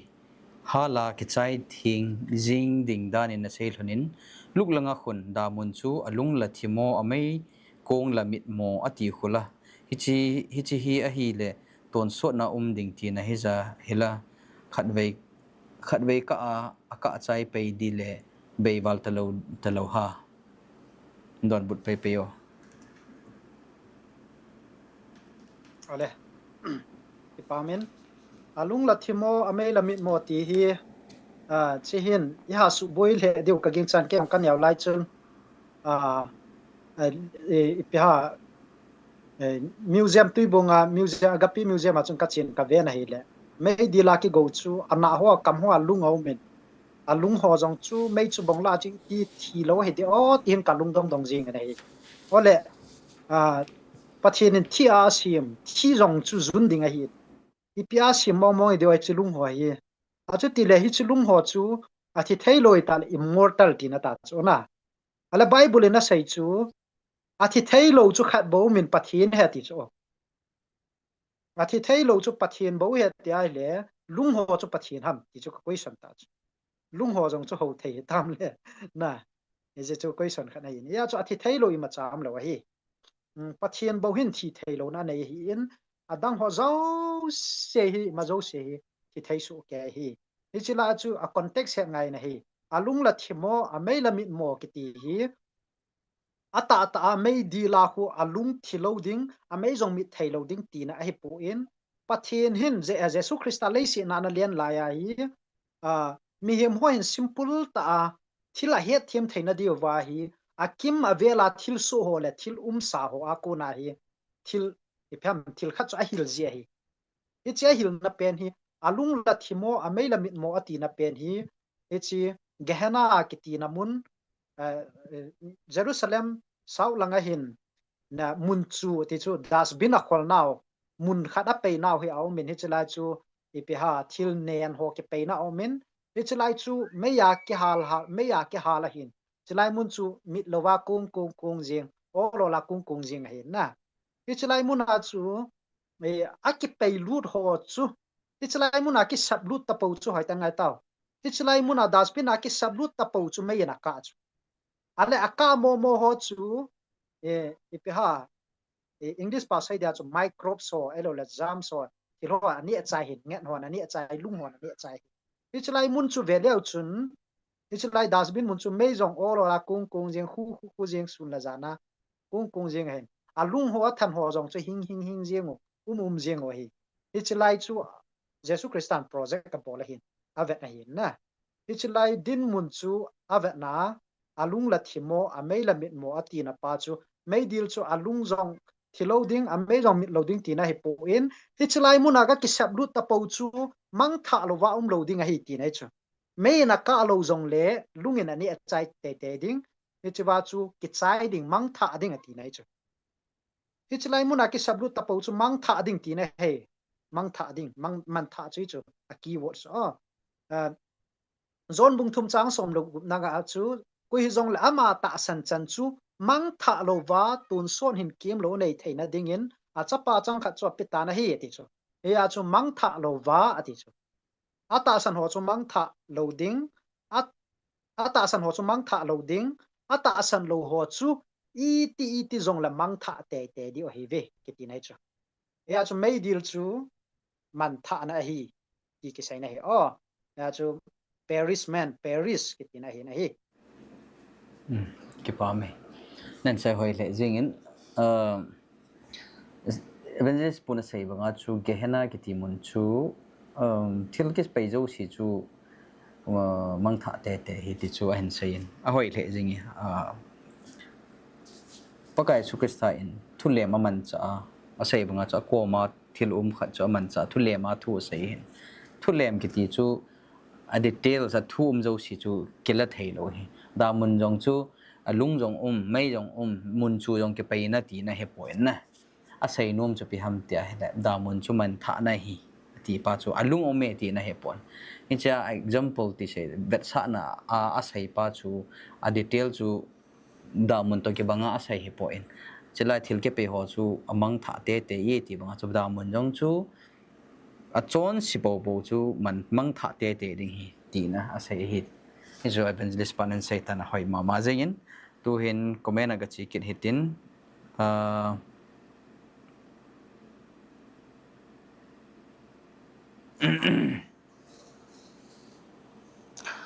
a hi le pajang ho ki sobi panan do he ai le sobite ni thutan masanga mi thi ho thagau chu hoiza ding ham thutan masanga chu mi thi ho thagau chu hoiza ding ham evangelist poni piti don bot le pham don bot ki no cái ngân sang này đồn bớt sen sal na ngon đồn đúng không le chalai chu neo khan se wang beng ting na adang jong hi thon na la in pha jong so diu tan thutan nai ti tingal hen bible hi tu la ya e ho judicial system dan ta hin pathin du tan dan hi kelowen aji chu e ho judicial system ho hi bible la ku na kila ai whole thil khat crime khat min commit a bola like athu ki whole chena bana jo ting le athu agot na da pi a chandia lom chu ki tan ha pe a ban ting le jo ting got na ki pi na hi chabanga chu thu tan nai ti tengal hen tu la ya christian ti sunga bang sirom ta chu e ho hin khat vei event mun khat na khat ve ya hlung dinga na ding dan khun iki hilovin hi cho hi vet nai le bang se ka sai pathin thu te ho thu ta te hoi iniki hillo pau he bible chu vet nai le pathinin a khol chil masaji hi ju thu tan na zat khat ama sape nei first phase of judgment taute he thim the ringen ma sape na face ma sapen chu whole chill ibiham na ball khil chu e thedi win adam chu adam le if chun a ball khil hana chu pathin a het lo he point a het he wa ahunga chu ni la ahunga chu adam le if en ko wen hoya ne him te an ko ba an se chu an khol ta chu amani crime scene chna ipi ball khil ham a het wa nga chu a khol chu a het chu tu nya nang le ke yong chu chon sin a het chai wa nga chu what is that you have done mi pina bol khai tam na aju chu hin thu tan na hi bible chu vet na le revelation bung som le li sung chu i vet na le thu tan na hi hung hlung tai atien hung hlung ding a hi te pa hung hlung tai tin tu a hi thu tan na first phase of judgment now me vi e ho account zo si le mi thi sa ho krista thi sa ho account zo si wa na pa kai krista le pathin ang sunga hi ema ho chung chang thu chan chen chung cha zo si hi thu tan na omi na wan gam chi ding chi lo ding thu tan na chu khat omi in aban ting le mi zo si hi pakai su krista hungin tin mi zo si hi wan gam su cha ding le su cha lo ding yong cha chu ke chi de tai second coming pakai su krista hung ting le pakai su krista hung zo ting le ban gam chi ding ho chu tua hi ki chai tele krista hung masanga hi ama in thu ho atan chai ding hi ama ji chu pakai su krista chu e ho dinga malai e se champi advocate judge te taute na advocate te taute pite ukil e ho dinga ukil apang hi in tua hewana e ho dinga e se pi vai se champi wa e ho langa pang hi he chu ki chai tinga le ban gam kai do si si di hin ni chu he tu tan na masa chu adang chu sei da phat te ding ka ting ya chu lai kan sei num chu so pi pa ko ma ka sei pi num chu tutan tutan namasanga chu mi thiol hagau chu hoya ding ham che hi tu lai popular theology ta san nazala hung ke dong he jong le hi chu na question do chu ithin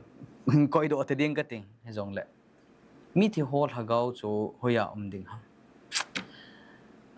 bible chen mi thiol hagau chu athi ting le hlana hi in chumi chon pha he la jesu christa hong ting la hung tho do ding ai atin mi chu choi he jing adang chu a de point bible a cha bible dong ju ya cha thenge wanoi le set khel dan til dim ser me ni cho chu ta san thei boy bible zo ta san ding hi ju ga sei no maintain na sei be no ma evangelist po san khat ga sei ni o sei o sei e mi hiam ho thagau hi thagau hi pathin khu na o me hi in la chu thi khol khu ho o me po in mi him ho thagau hi pathin khu na o me hi ye chu pathin khu na hi ta hi ma hi jing ovin jesu christian thutan na tua hi thutan na o me tan first space hi in hi chi thutan na ma sa hi 1844 ta chu ki pan hi tan thutan na chu hi chi thutan na pa chu na document ki ve hi bo na hi ti chal hon exam na bolan answer paper la check bang a khu tua hi van til hon record a bol ho zo si la pa na bol ho zo si chu a check over record a bol wa mi ping tha ho zo si chu na itai ali san sim ding a hi to mani za ke piding ham tio zo han sim tu sa ding train ticket di book tinga hi le ipi ha ali san in koi ji ve ta wo confirm si si khu ni so ta banga ho jesu christian tua hi mi chon pho zo sia hung ni ting le ala to di ho zo si de ariwa di ho zo si li sa bolai ta tua thutan namuna hi thutan na pha na mi ta ve ti pa hi ana hiao te ti chu ka ga don na he ale tu hin abana comment gpp kit hitin lalmon in ke pau me hin la ka sei nup chu mi chon si hi jong le chon pha hi jong le a thi ting al hagau to ki khen nai lo ham hi chi ka hen no me mi chon pha jong mi thi chu mi chon pha hi jong le al hagau to ki khen nai lo ham ti ka hen no me okay chalaya hi chi he pre etia e ho iniki hel now chu pham tile mi athi ting al hagau achom be khat hung leng do a choma kho he theya wa le a gil kil thei mi hlem thei hi cho chu ki ta san hin la bible chu vat na hele mi athi ting le mi khat chu al hagau leng le a mi hlem thei gil kil thei a hi poi a hin la a ke tu jong thove kin jong ka tu e hladam tabang ho na hladam ki ti ho me hi cho chu mi athi ho khu hi lovin satan hagau na mi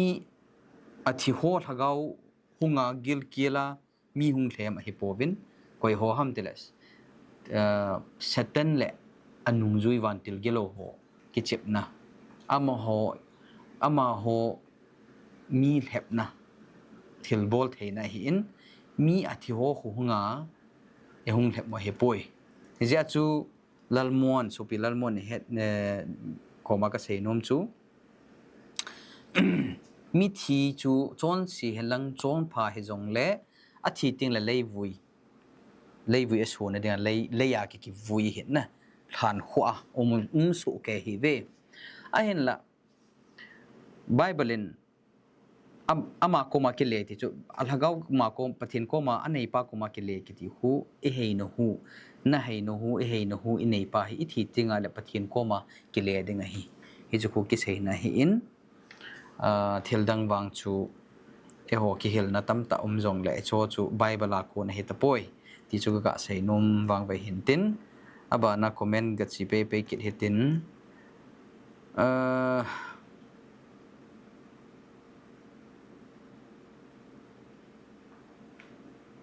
video masa chu hi jing in na ai le tu hin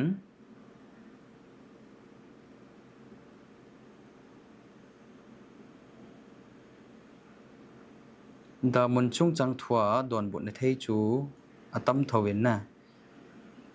bon che kya hi don bu zo din nam pung stream jong hi pung ni hong wal ta en tu chan ยิ้ม ge ให้หมอมองเนี่ย tu chan ge na ven lai ho zo si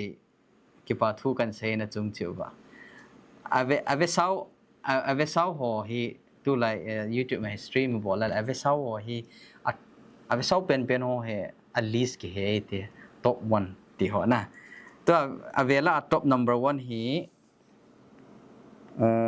cookie chapa how keep cookie chapa kiti so pipa he ma he number 1 he ki pa me an ve ho zo se ave lai hon ve lang ave man lo han zo ve dan tin all ave the he kho poi dan ding a hin chala hin boise sing son in jong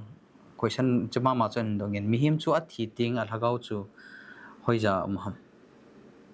mi him chu a thi ting a le a lagau kiti hi pathin na pi hai na hu lagau chu hin pathin koma ke le hi pathin in a khot na ama ke le la hi ai wanga I hon I het dan lagau phem khat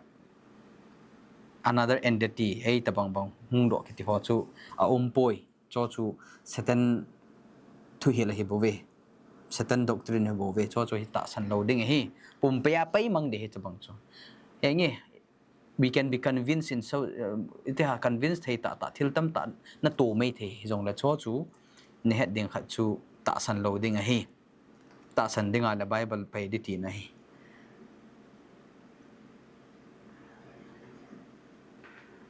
dang hi mi him te hi mu thei lo thil ha ten a lhagau ahung ki puiwe atiwin mi him lhagau hi thil ha te koma ham ai lo le than kho a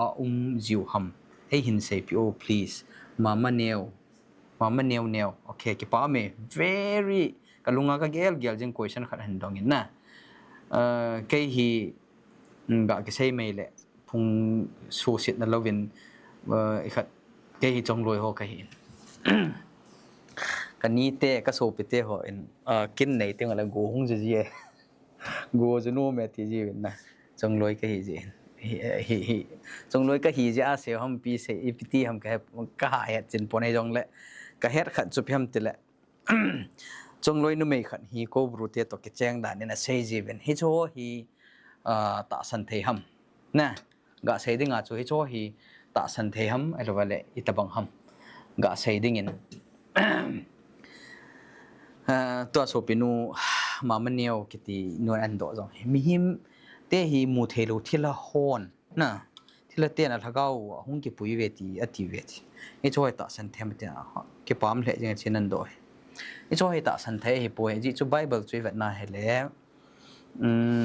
a ki chenge iti ho e cho hi a hi lo hi it's just a folk tale jong ga he the na mi him pathin inata san lo layo e het lo lai vai pu pa te in thila to na ki ho the lai wa thilha ti tinga le ka sei banga chu van til gilo ho satan nung zui ho chu heaven am ho hi zo sei a hiu chu zo sei a hiu win thu ta sei lo mi hlem la thei henge ka ting la kilom adi a sei me the wanga thu ta sei lo chu akilo thu di a sei diu thu ta sei lo di pathian thu to ke to a sei lo di akilom jong a sei di he jong la thu ta he lo hi ama ho chu vantil gilo diabol kiti ho ama ho chu heaven vantil gilo ho hi mihim te to ki cheng theyam chom khat la chun mi khat in jong hin dong in na e chi hi anjo ting yong le another stream pung zat tam pung thum le pung thum khai ti le tu ni hi nilum ke stream bol le ka ti them hen hi chong he kan sei de thila ho ti le vantil gilo hi cha le nau ping theiwam ti question ho hin ke dong na min whatsapp text ho in bolvin ji chu igam sungova thu hil di lo tam ta au min hi cho hi ka hin don buding hin is sei khom kit de ไอ้จีสตรีมไอ้เจเลยไอ้บอลไปดิ้งขัดอมกินนี่ไอ้แต่ละชาร์จิงคีย์บอร์ดเลยนะแหละที่ช่วยให้อินไอ้จะโชว์เป็นเรื่องดอกกันได้รับกันโดนบทเดียตันตัวมูเทโลที่ละหอนมีหิมทะเกาฮีอาหุงเก็บไปอาหุงเก็บปุยเทวมอาเก็บปุยเทป่วยน่ะมีหิมทะเกาฮีที่ละเตก็มาหำไอ้โลเลทานคู่หำกันใส่กิดดีมีตั้มตะบุยในฮิดานเห็นquestion jo si chu I tabangan chu hin na tu ni chu mihim lhagau ti tinga hele I hin sunga he lhagau kene khat bible compound che vet na hele lhagau ti tinga hele pathin apu heina hu lhagau khat hin mihim I hin sunga ta sa le pathin heina hu akigop pathin heina hu lhagau chu akigop tinga le mihing lhagau umi patinin api haina hu lhagau aketiin bible chu mihim hi ta sa le pathin haina hu lhagau akigop tingala mihing lhagau yong aketin akib soul spirit na lhagau hi jing ani ho pawa chu pau chu chom choma sei ji umpon lhagau hi jing mihima thi tingale pathin apu haina hu lhagau kitipa chu pathin ko ma kile hin ta sa lei vui chu lei se na kile hi pathin na a hai no hu lhagau chu to mihim ta sa cho akivop ma le mihing lhagau hin he chong ki khan tinga le mi thi hi lhagau talo mihing lhagau talo mi thi ke ti chu mihing lhagau ke telo mi thi ke ti mi thi chu a thi hi jingin the dead knows nothing pathin tu na sai chu phem tel mi thi in I ma he poi lungel theina jong anei point memory jong anei po in jong agel do ta po in angai to na to gona thil ngai to me zo se a ke chai tai a bei tai ti chu his bible an say da ne ja chu thilate in mihim thagau age pui na jong po in he chu hi satan to sim satan to hill a he bovin ya chu hi ta san ho he a da poi keima ta in sunga jong hi in igam sunguwa pathin ho hon ita sane cho hi ita he ichul namawa pon si payai pe nga hi ju bible la cho chu a hil lo ya chu kan sei no me direct in sei lo le na sei be no ma evangelist pos lai chu no it's okay okay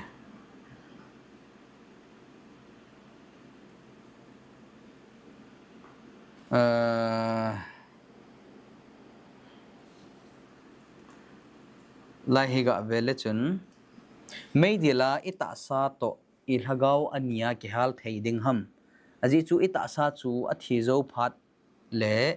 ikivui no muna mot gam ta di itia ta sa to ilhagau meidila ki hal khom theiding ham ilhagau bo hitalo di ham achom la me hindon bo ningating meidila hi bible chun pakai krista amata na sei hin na Matthew langa chu meidil hi itin sei bible en pathinin na ta sa le na lhagau ani ati meidila ke goding hijuki chavin ang go thei pa pathin ju ki chavin ati na kho vele chun soul and body lhagau le ta sa ani ati khal ani hal de ania ke hal de hi ele aji chu ita sa chu ithi zo phale ki vui ki vui na mona mot gam tadi injalai chu thokit na thu ne he them kit ngain mi chon phalo ho hi a thokit now o min hi chu bible in thokit na an thoni na second hello mi thi ho hi tho deu hi kha chu thokit na ma sa kha chu thokit na ani na ati na thokit na masala thokit na ni na ati thokit na ni na hung tho di ho chu ta sa twa chi ta sai hung tho di we sei banga chu ta sa lei vui ho chu hung ki mat so ken tin e banga amo chu hu hing na chang thei ta ding he po vin e banga ton sot da mun e lawale got na chang dinga chung tho di they will rise to be condemned na got mun chang ding le thu tan na ao chu media la lut ding a chu hung tho ding wa hi chu he ni ja chu na boi hi in cha hung tho ho chu ta mun media a to diu hi ya chu nan lungbui kha hin itidana ta sa le thagau media la ki har khom thei ding ham thagau bo hi ta lo ding ham ati thagau ki hal po in ta sa le thagau ani a ti he chi to a hing pa hi ta bang hi chon sin he he ta bang bangai hi media na chi ding hi aji chu tho na tho ke ding hi mi chon pha jong tho ke ding mi chon phalo yong tho ke ding ama wang mi chon pho chu tho ke na ma sa tho dingu pakai kristan na hung pui ding hi ban ga ma ding hi bible dung ya che sei ding ale kum sang khat zo ting le mi chon seo chu hung tho ke ding ai wanga dam media lut diu hetai chu ga sei wang ve ven tin tu hin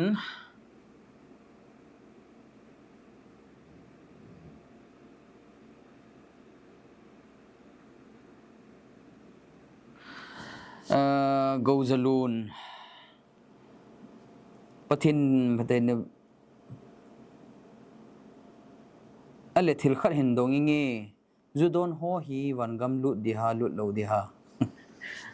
evangelist punin sayo chichu judon ho wangam lut diha lut lo diha an ti ve abunga chan chu ka ga ki yin kha hi be khat be nan wal dam koren first koren ha bung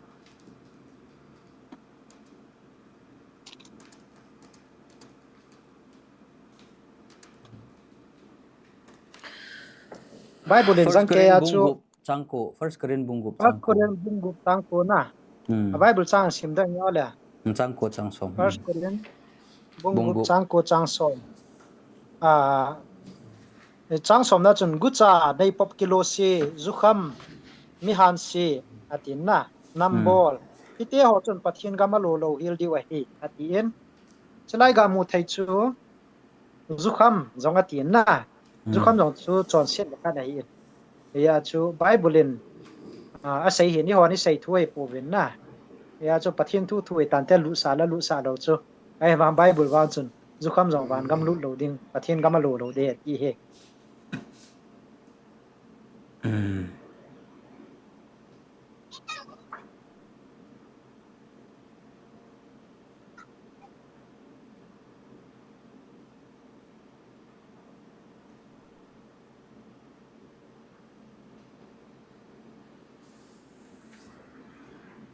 hello na za thiam kazai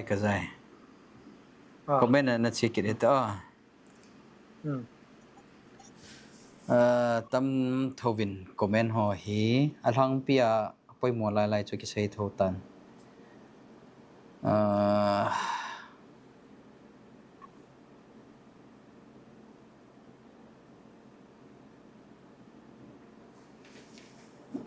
chalaya comment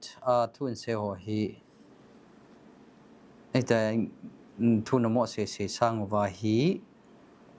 no lo na question chu ki chi tan se lo chun kan don but the hin jong le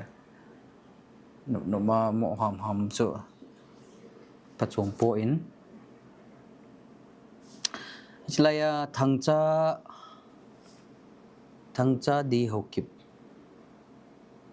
Bible in ton sot mei ti ta anang nin force ana sei be hon ta hela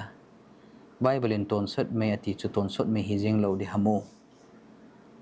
acha lazar le mi ho pa tu sim cha hen dong kin mi thi ho chu thana a hi le mi ho sa pa chu iti mei de la ham mark sung isim le alung la thimo a mei la mit mo ati khula anjo chani address boltan na sei da jing ta na mei de mi ho sa pa le raja sung sei ta ole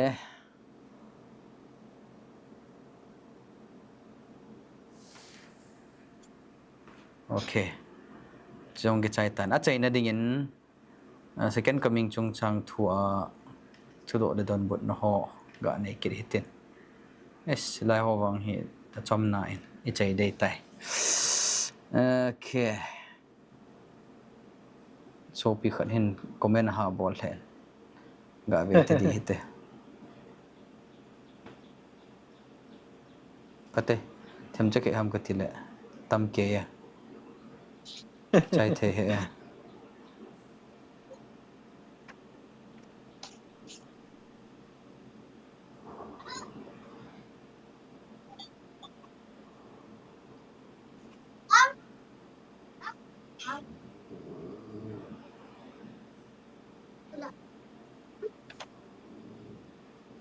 ve nge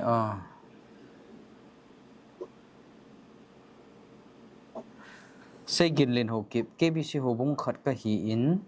na thu hil ho hi di ka sa so ke je Bible thu to ki to ka sa so ke je but ton sot me del thu na se khu ka pom thei hi e bija na pom thei lo ham so bi pan chin thei in se le chen question hin zo han dong da chin ki pa min tin henge na pom thei lo na ji chu alhang pia e ho Baptist Christian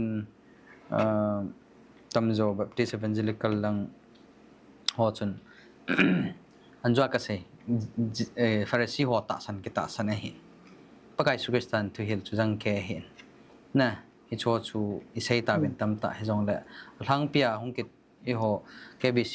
a kem la ya pastor ho to give up lai pathin na to la ya chu EPT ki hlam te ha le thang pia ki hel hi mi ho pa le la jar hin na adang jo ki mangcham na la me na ki sei chu chu hen la mi ho pa lazarus thu hi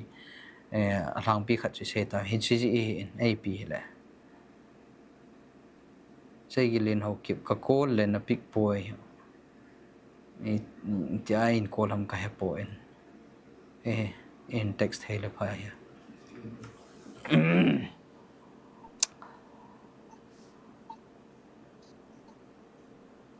okay second coming ham rapture ham ka confuse me second coming chi comment na ki don butan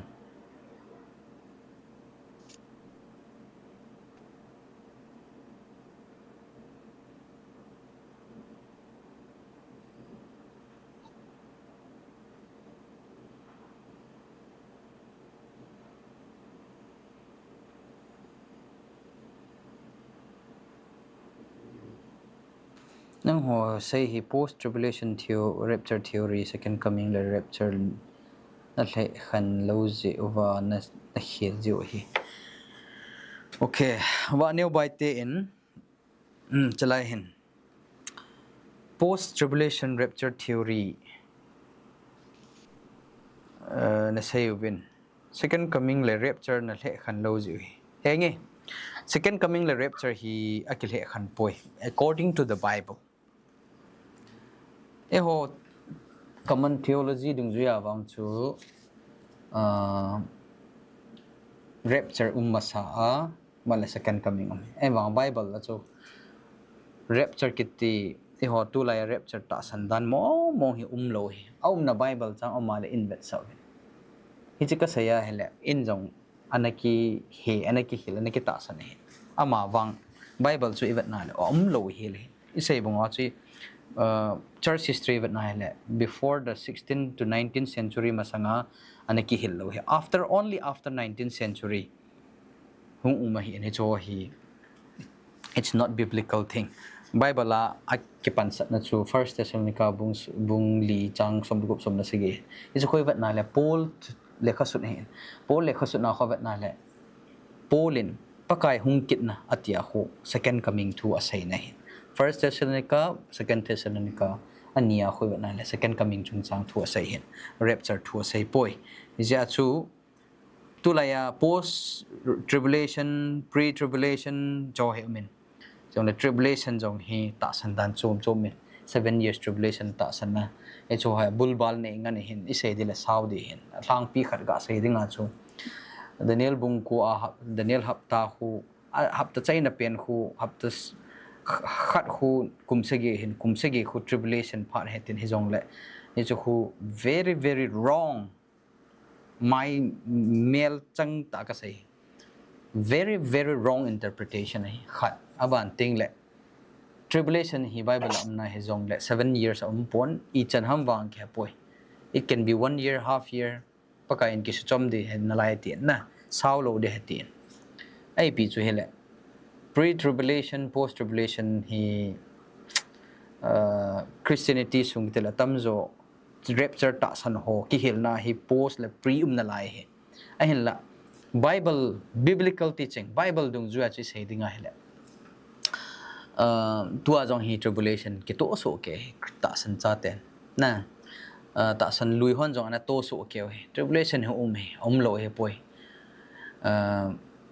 ama wang great tribulation ki ti khat amin great tribulation hi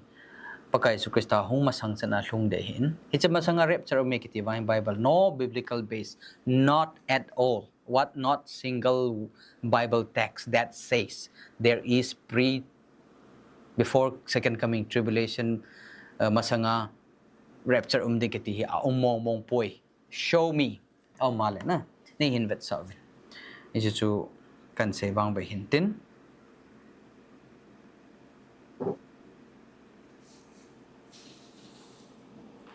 chule second Peter bung thum chang som hin sem wang bayo evangelist po second Peter bung thum chang som wa neu bai te in chema ma chu en chen sein second Peter bung thum chang som ma hi ipi sem tile chlai hin so pi pan an don bonin ama wang pa kai ni kho chu jana gu cha banga hung ding a hi chini chule van ho ching se hi hagina ging lu la mang healing chule thilbul ching se all elements of the earth na ching se me jana ka azola ka vam healing a hi chule van noi li sit sunga thilum zo sia bon cha ka vam so ke ding a hi oi second Peter bung thum chang som na semin na ti hin chila hi kan sime hin nga yen pakai ni kho nang chun rapture hen ti hen na gu cha banga hung de the rapture hen na ti na cho na al rapture chu ke second coming he ka ti cho second coming a chu lon to na chu de second coming hung teng la lon to na mi thing ho lon to na chu second coming a de hen rapture ki ti mai hen a chom ma he pon to nan sei rapture hi ta second Peter bung thum chang som na sei chu anangai kin nang kan sim pi de na sim lo hin tin ken sim nge hoi tan ngai lang so pi wa neo bai te ama wang pakai ni kho chu zana gu cha banga hung ding nang chung gu cha banga hung ding ki second secret rapture hi elo le rapture he na ti wang hoi tan ngai ta aban chu pi sayam gu cha banga hung ding hi gu cha banga hung ding ki ti hi Bible kam pa hang Bible la chu pi ki sai nam tia le het man lawa na gu cha banga hung ding ho amo koi ho ding hung dham ti le hi tia thu gan the nai thu lo dingu ho bung chu iti pakai na su gan the dam ti ho am ho dinga chu gu cha ta bang he de ju ki ging man lo diu chu ki ging lo anop tam ting la pakai hung ding chu anop lo di gu cha banga hung di a phat a ke lo na ki sai hi gu cha banga ki ti gu cha ho phat ke lo he hung na ding gu cha banga hung ding a hi chini chule ban ho cheng si ha gina ging de chu van ging de chu gu thimiti the dam na rapture he the lo he van ho ging lul ding aban ting le mang hiel de van ho ke tol mang de ta chu pun jil wang ke jil mang de te chu Bible chu le thilbul all element na in jong na kar jong na thing phung lo phung ho jong abona hi ipi na bol de me na ka zola ka wam de mi hing hong chu chon so cha ka wam de ta chu mi chon pho wang chu mei la om jong la ka hi ve ta ji chu de sadrak ma sa ben na go hong chu mi chon pha chu mei sunga ka lo chu ji chu pathen ong pi chu banga chu mi chon pho jong chu mei na ka lo de they go through fire na a hetai ya chu mi chon pho lo ho ka wam ding in the low car jeep the car ho bom ho thi ho song ho bona ha ka de abon cha ka wam su ke ding he oi lai chui pina se num ham wang khe po ni jong le pakai hong Ka sai be dem ngen seo pakai ni kho ti hi pakai ni kho chu gu cha banga hung ding a hi ati hen na pakai chu ti chat lo hin chlai ka dong cha the khan ngai in ani kho to pakai ti pa chu the khan ngai in na pakai ni kho ti hi the day of the Lord kiti hen na sa pa chu day of the Lord chu pi ham ti chu dictionary a hol in lang hin la chu elo le pi ha AI home khat ga dong wang ve jong la chun day of the Lord chu pathin pathin pathin lung han ni khu pathin phula ni khu pathin mi chon si ho chunga phula ni khu la thu tan ni khu hi ti chu a hi en ale pathin phula na chu itiung thona mi ti le pathin phula na chu mi him te chon si ho chunga chu veleu chun a su gan theina seven last play ko jong chu aum tai na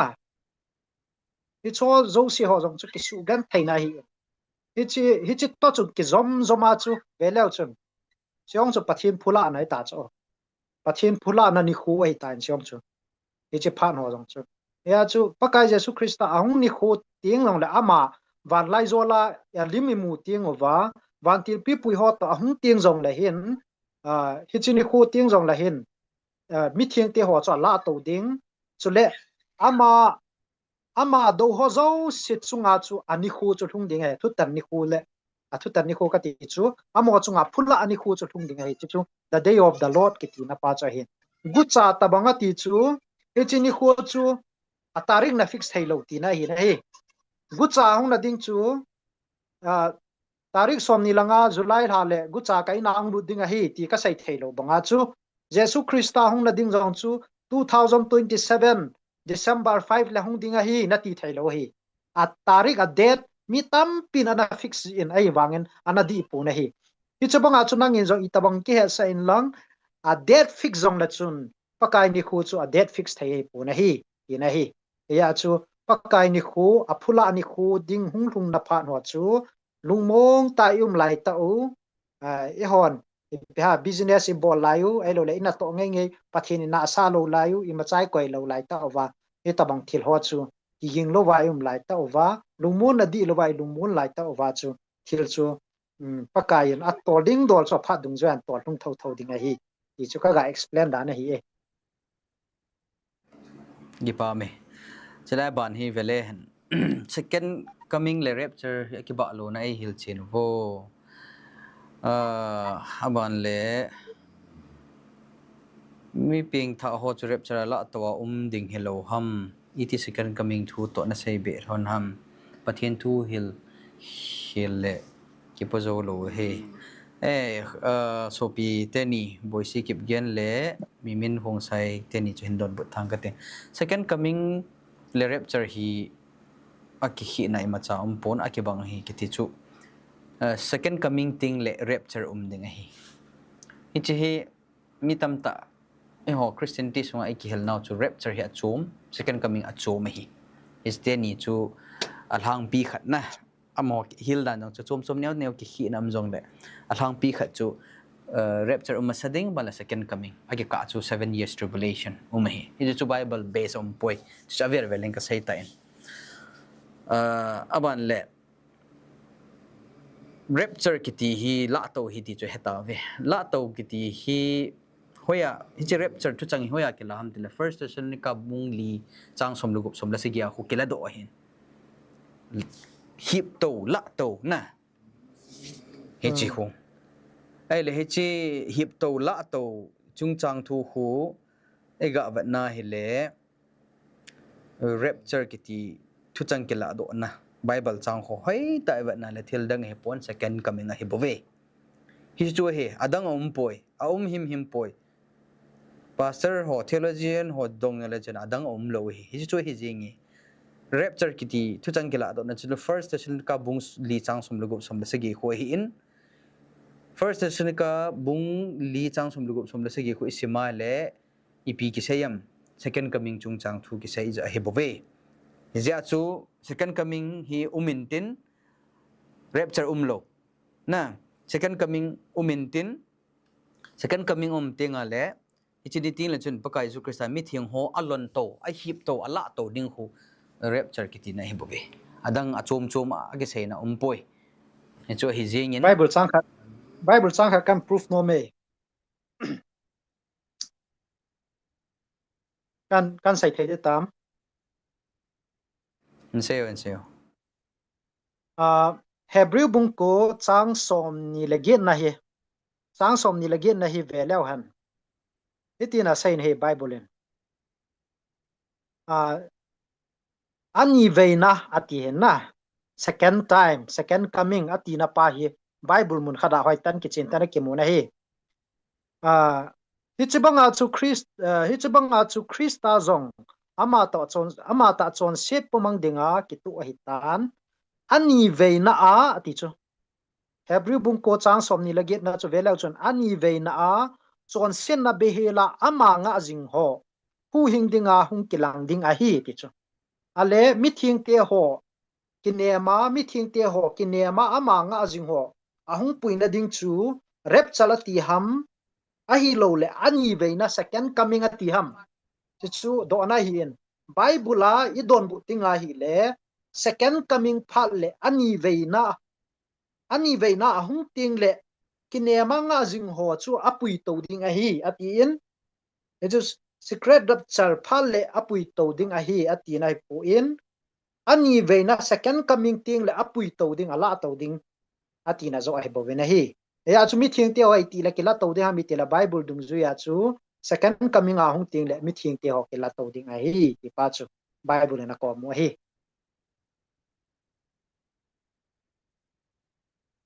ni chan chu hi na sa adon ba ai le ki pa be ke abana hin achaina lamjong hung hitan tin khat le ni hin bol be tin na hi cha comment khat hi address di kanom mama in hi chi cha jam son mate kiti comment hi chi kapu jam son more a ko ne hin phone a jam ka ke zamat hanin ka ke ho hanin en la ke ho pi dinga kai khat na ka ke ho do the hon pon hi jong le comment na ko na hi ka ho pi no men bu jam son mate hi e ho la theologian khat hin pathian thu na sata ke ya dinga khangdong chapang cha ka hi a ko na he is my big mentor na pathian thua ai hil thim ai kho kha mi man luta ka ya dinga hin mi tam pia dinga jong hi kata sane ne ama hin cha he so pi thang boy lamang boy second coming to mi pi het dinga holim na hin nei lon hi na sei gil he lone hi chi tu pi na hil hon dan hi ka gel hoi sel le Jesus Christa ta san ipi ha che ta san thang pi adia rapture thu he chen lo ho ta san pui koi na dinga satan strategy gil ta hi thodo khat se hindong ta dinge rapture lova second coming bo a hi ding le ho bung jong chu tribulation sunga lut ding a he tai ti na ti na hi tribulation hi le sit chung pum pi le Israel chunga pathian lunghan hung ki bu la na hi chu tia rapture lova second coming bo ding le ding le ho bung jong chu pathian lunghan na lut tho ding ti na hin a chu ti le ho bung chunga lung sit manata sanwanga hu hing na hi na hol chin ngai he tai chule chu tia rapture lo ding lo ding le ho bung le Israel aki hi na ngai lo ho bung dinga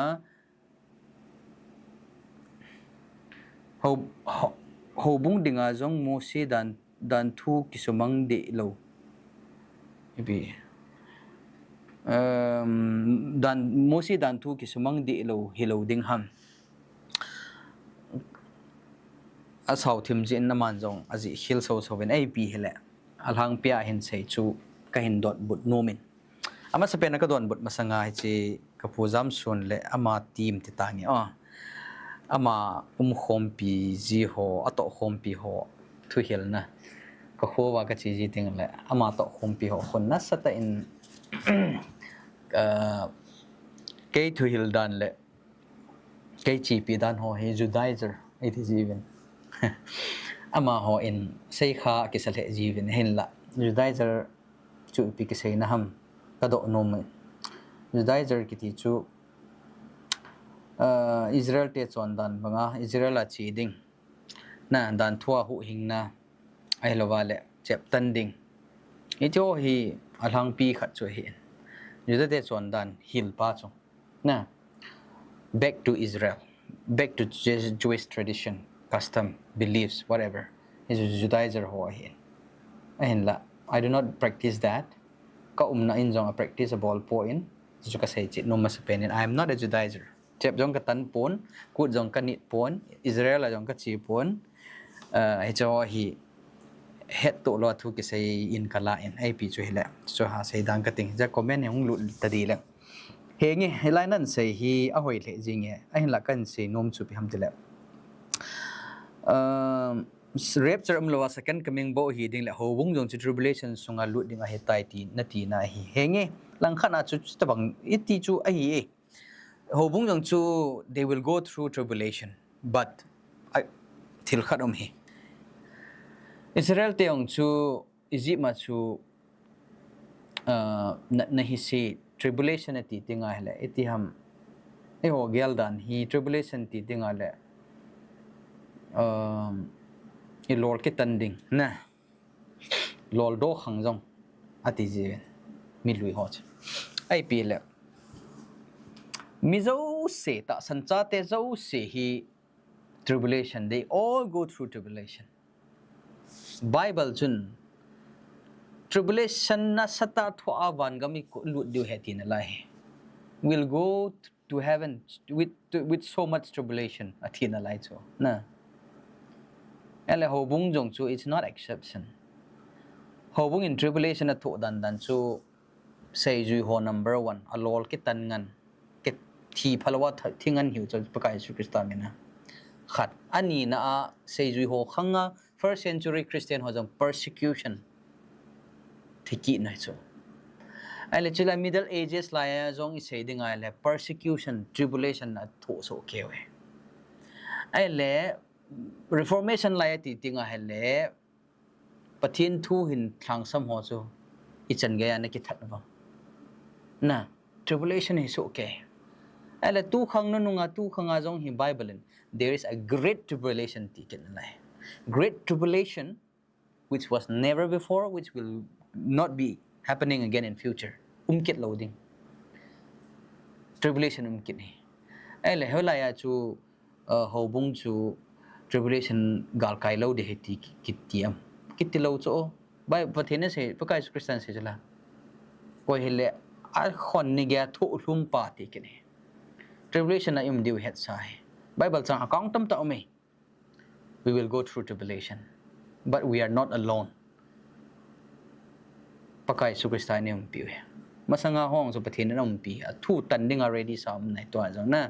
ya chu we will go through it but Egypt ma Israel te chun jong chu velechun aji chu Bible account ipho ale ke ha thim thei hin na Old Testament na tribulation Israel te what they go through Egypt ma chu the first 3 plagues amon jong a thu chu even the last 7 plagues amon a thu talo Egypt te na thu ya chu place jong hi Egypt gam ta bang a hin lan jong isabin Egypt gam na piugal gam nom ti hoi sabin Egypt gam ti ho so chan no ho te ka nen sermon tam ta ni sei jiven ya chu veleo chun ninununga revelation di a hi great tribulation hung thun na hi iti hoila ya ho ki muham te le 7 last plagues hung thun ho hin great tribulation ho Israel te in thumatho khoma ba Egypt te ta wa sagi atho ta lo piu cho Egypt te bona tho ya chu ibija Bible hi only 7 tribulation ham tile hi tribulation sunga 7 plagues hu 7 plagues se ke se ham tile hi 7 plagues great tribulation sunga ding hu Egypt te ading anatho banga hu Egypt te boina tho banga su mi chon si ho bo na tho ding hin that is a great tribulation ai wanga mi thing ten atho loading achung wa hlung loading great tribulation but they will go through Saidan kitile explain sounding ka nom pon hi ja chu alang thon a het them thein dinga kan sei nom chu hintin ya hi hobung jong hi they will go through a lot of trials and tribulation testing before they can go to heaven they will be purified their character they will be sanctified na they will go through ya the second coming le second coming hi rapture lo kiti chu rapture kiti hi bible lo hi thing pan ase ding theologically yung challenge bol thei lo hil thila hi ja na challenge ko bol ngam him no homo sit na hilovin with due respect full respect I can challenge lo hi ya chu hobung zong hi they will go through tribulation mawang pakai krista le avantil ten adin pi ding akitho pi ding om pi ding gal kai ding tui pi len ta gal kai ding oi na tui pi gal kai ding gal mi len ta kana night te hong akito pi chapanga chu gal len ta thagau gal len ta gal nung pen na sa pen ato ding akishat pi ding oi iya chu 144 kiti kimin pha na lai jilang chu ha lut su the south to potin sermon hi po na ya chu pathin lung han na khon hung ki bu hla ting le chon si ho chonga ke bul hla de chon pho chonga ke bung hla ding hi poi ya chu ho bung chunga lungsit manata san banga hu hing na hi no hol china ngai tai ti nan sai kenen lungsit manata san banga hu hinga hi ve adi that is justification ai wang lungsit manata san wanga gan the he su na tribulation chu apel do sa ding a hi ti hi bible a khat cham lo he genesis up revelation chan ge ta san cha te zo se they go through tribulation as you can say it be no mean ni ten say kinin rapture loading a hile ho bung le Israel ki hi na ngai lo ni jo ipiti it's a sense of dispensationalism kampaw hi I don't believe in dispensationalism it's evil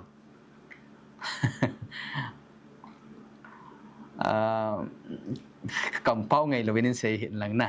hin say hi wen lang I don't believe in dispensationalism. It's not biblical. It's totally the devil's strategy, devil's doctrine. I don't believe. Kihinge dem lang khana say dinga cho akihi na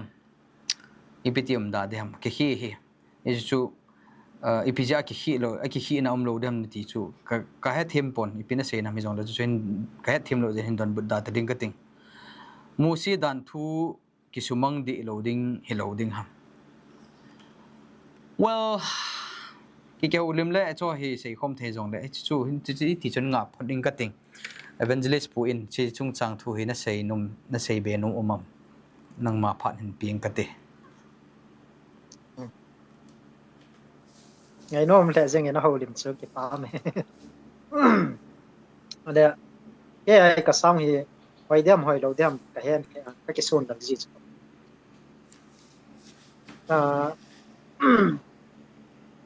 pi zong le church hi loi pan tam pia sai tai dispensation ta san ho na dispensationalism ha ama ho ta san ho i ho tong ke bang lo di mong cha hi jeng zong le hi chuwa iga sai no mu chu ipia mi ti le ki hi tau chu ye ho ni sai wo hi church hi thu gan theina pha sunga jong ding a hi in a hi wanga hi che thu gan theina la ku na chu protection amu di wa hi Egypt gama Israel Hebrew mi te hon hi chi plex wa ku na 7 plex wa ku na protection amu wa Egypt mi te hon a thu banga chu 7-year tribulation of whom kitting zong le avat sa na history repeat itself alim dinga na ki kwaisa hi ja chu church so hi zong hi che phal lai ta la chun church zong hi ding a hi wanga protect hi di wa hi pa chu ka sei no me na hi hi chba ko na chu mi tam ta dispensationalism ho hin a sei na wa hin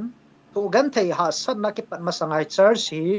pathin moding a hi in Ebola amau chu gan thei thu sa de ham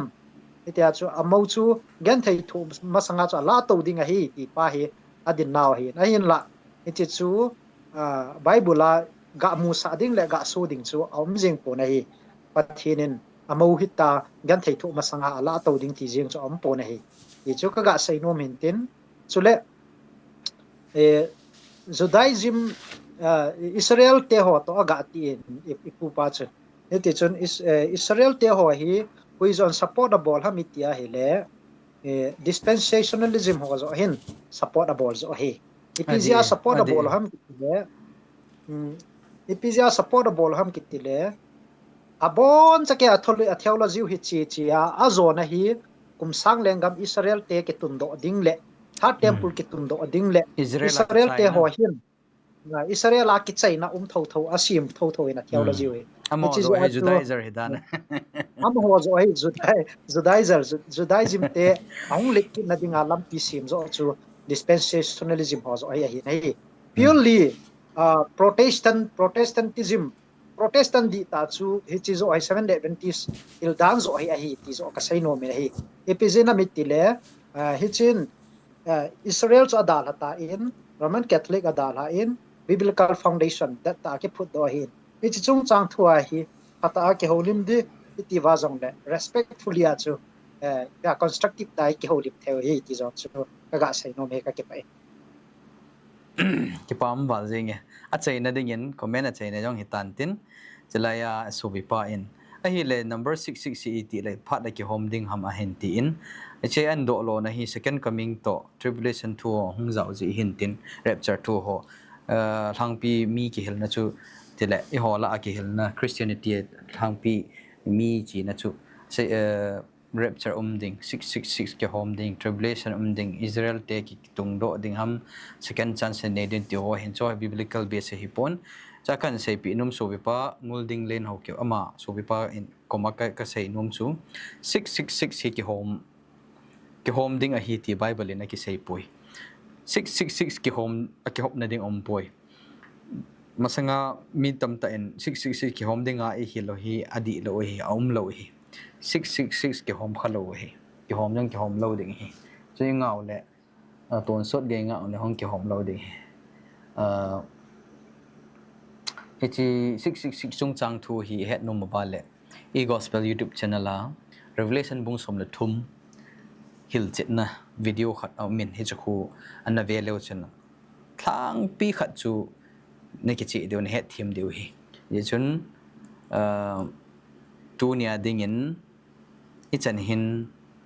comment e bol na ho ga chai phot na tin anu ma jingin conclusion neu khat tu nia thu do don but hoi bol na ko na sei be nom omal evangelist pun phat chom khat hin nen lang balakin khum kha ra khan bol de he ki pam le jing in tu nia gun chu ta in ve ho zo se na chung wa ke pa thu kan sei ma sa penin mi hema ki ze in ipiha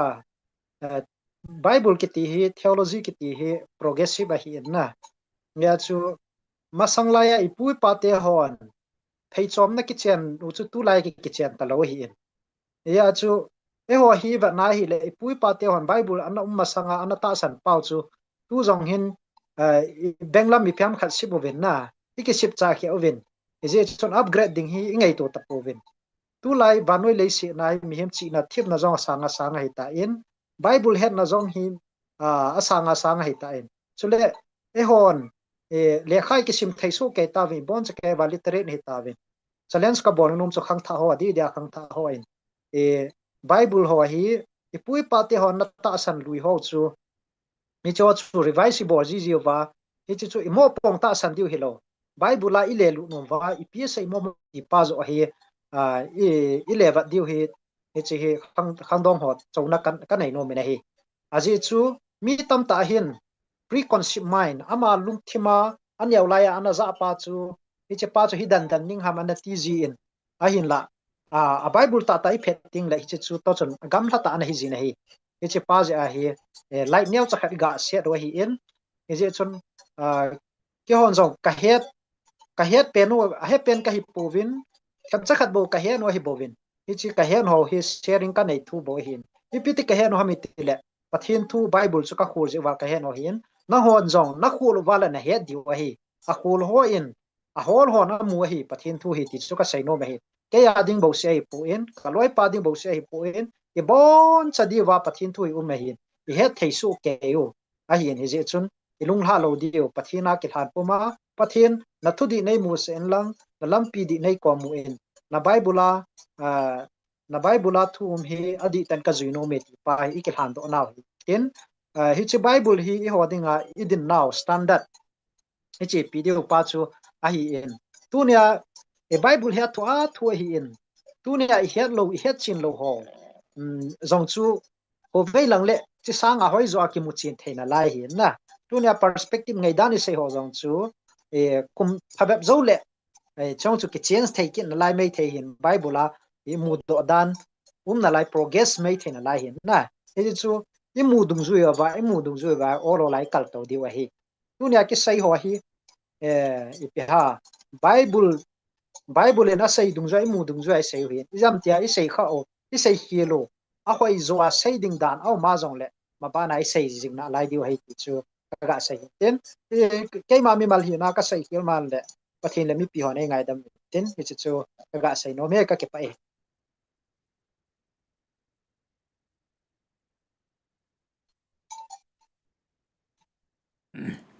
ki pambe se zingi evangelist pun phat ban tam ta te ho na hin su lu na slai mi pi te ho boi no ho question hong ki dong ho na hin don but thei hi pathin in zat jan phat thei na bo in tin nang len in su me teng pathin no pin tin mi pi te ho video hin via live hin ve ho zo si adia top number 1 tu nia top 1 so pepa ku kichapa hokip ku kichapa ta kisin so pepa hi ma he top number 1 hi sot tu chana hin via akala hin via phat chom pi ho zo si pathenin pathen bo vintin chi everlasting gospel ministries hi tawna hin kop jinga vilang ke ho hin phat le sum le imama hoi ministry banga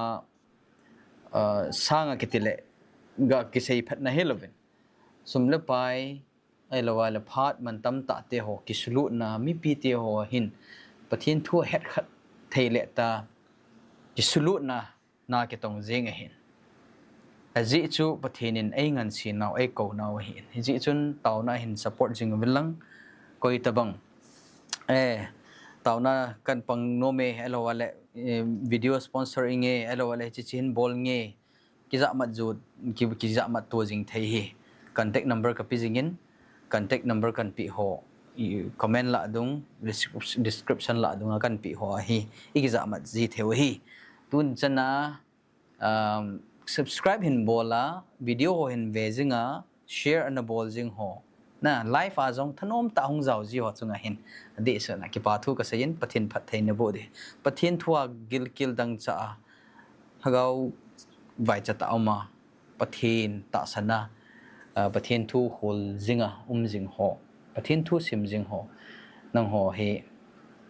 mi man tam ta nei ven pakai mit mo man tam ta nei he ven pathin phat thein bo vin tin a chaina kan sei nom chu jo ting le another live session ka bol nomin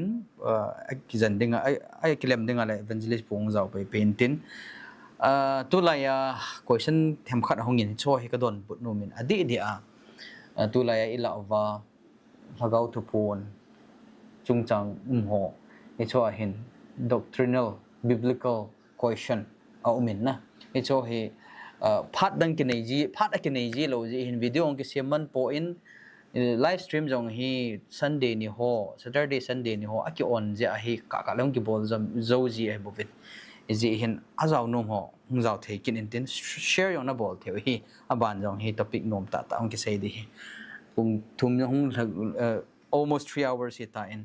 pathin in dam na pi ventin tu ading in chu session ading in phat chaina khat hin nei tawte pathin phat thei bu pi hanang taw na khat mangi pakai pathin na lung set na ka chongovin nei na thu te ho ka sei vin ka sei khilo nei ngai dubin ma wang hin na dinga nang ma ka zui di thene diule nang ma kom ka hung thun thene diwa ai pal dal tan theu kalunggel ka ngai to naw la ka ta san na ho ai sulam dang theu le ไอ้สุกอยเทหัวเจ้าเสนังมาอินในละมองปีเวลังทุนยันให้นัทุกันเสดโหกี่หัวดิ่งลำจันนะเฮ็ดเทียมเทนะเฮียเลยพัดเทในบุปีเวนนั่นถ้าจะพูดถึงพัดเทบุอิน YouTube มาโกนะออนไลน์นะเห็นวิหัวเจ้าเสจงปะไก่นั่งมันละก้าวอินพัดเทบุอินเอาหน้าวะอังไงหน้าวะอลุงเทียมู again เทนาวฮัมอาเฮ็ดเทียมโลนาวฮัมอีพีฮัมปะไก่นั่งมันละก้าวเทียงินเฮาปีอินปีอินอันสงole aku sungu phat thei buin amimalin phat thei buin ama hojong khat chenum pi in tin pakai su kristam ni kata ve men ki pambe se jingi thank you the bon savin dam selan zoting le live stream khat session khat another session kan bol de hin azaw nom hon hong zaw pe pe thi chi stream ka off ding atha khat kan bol de he okay good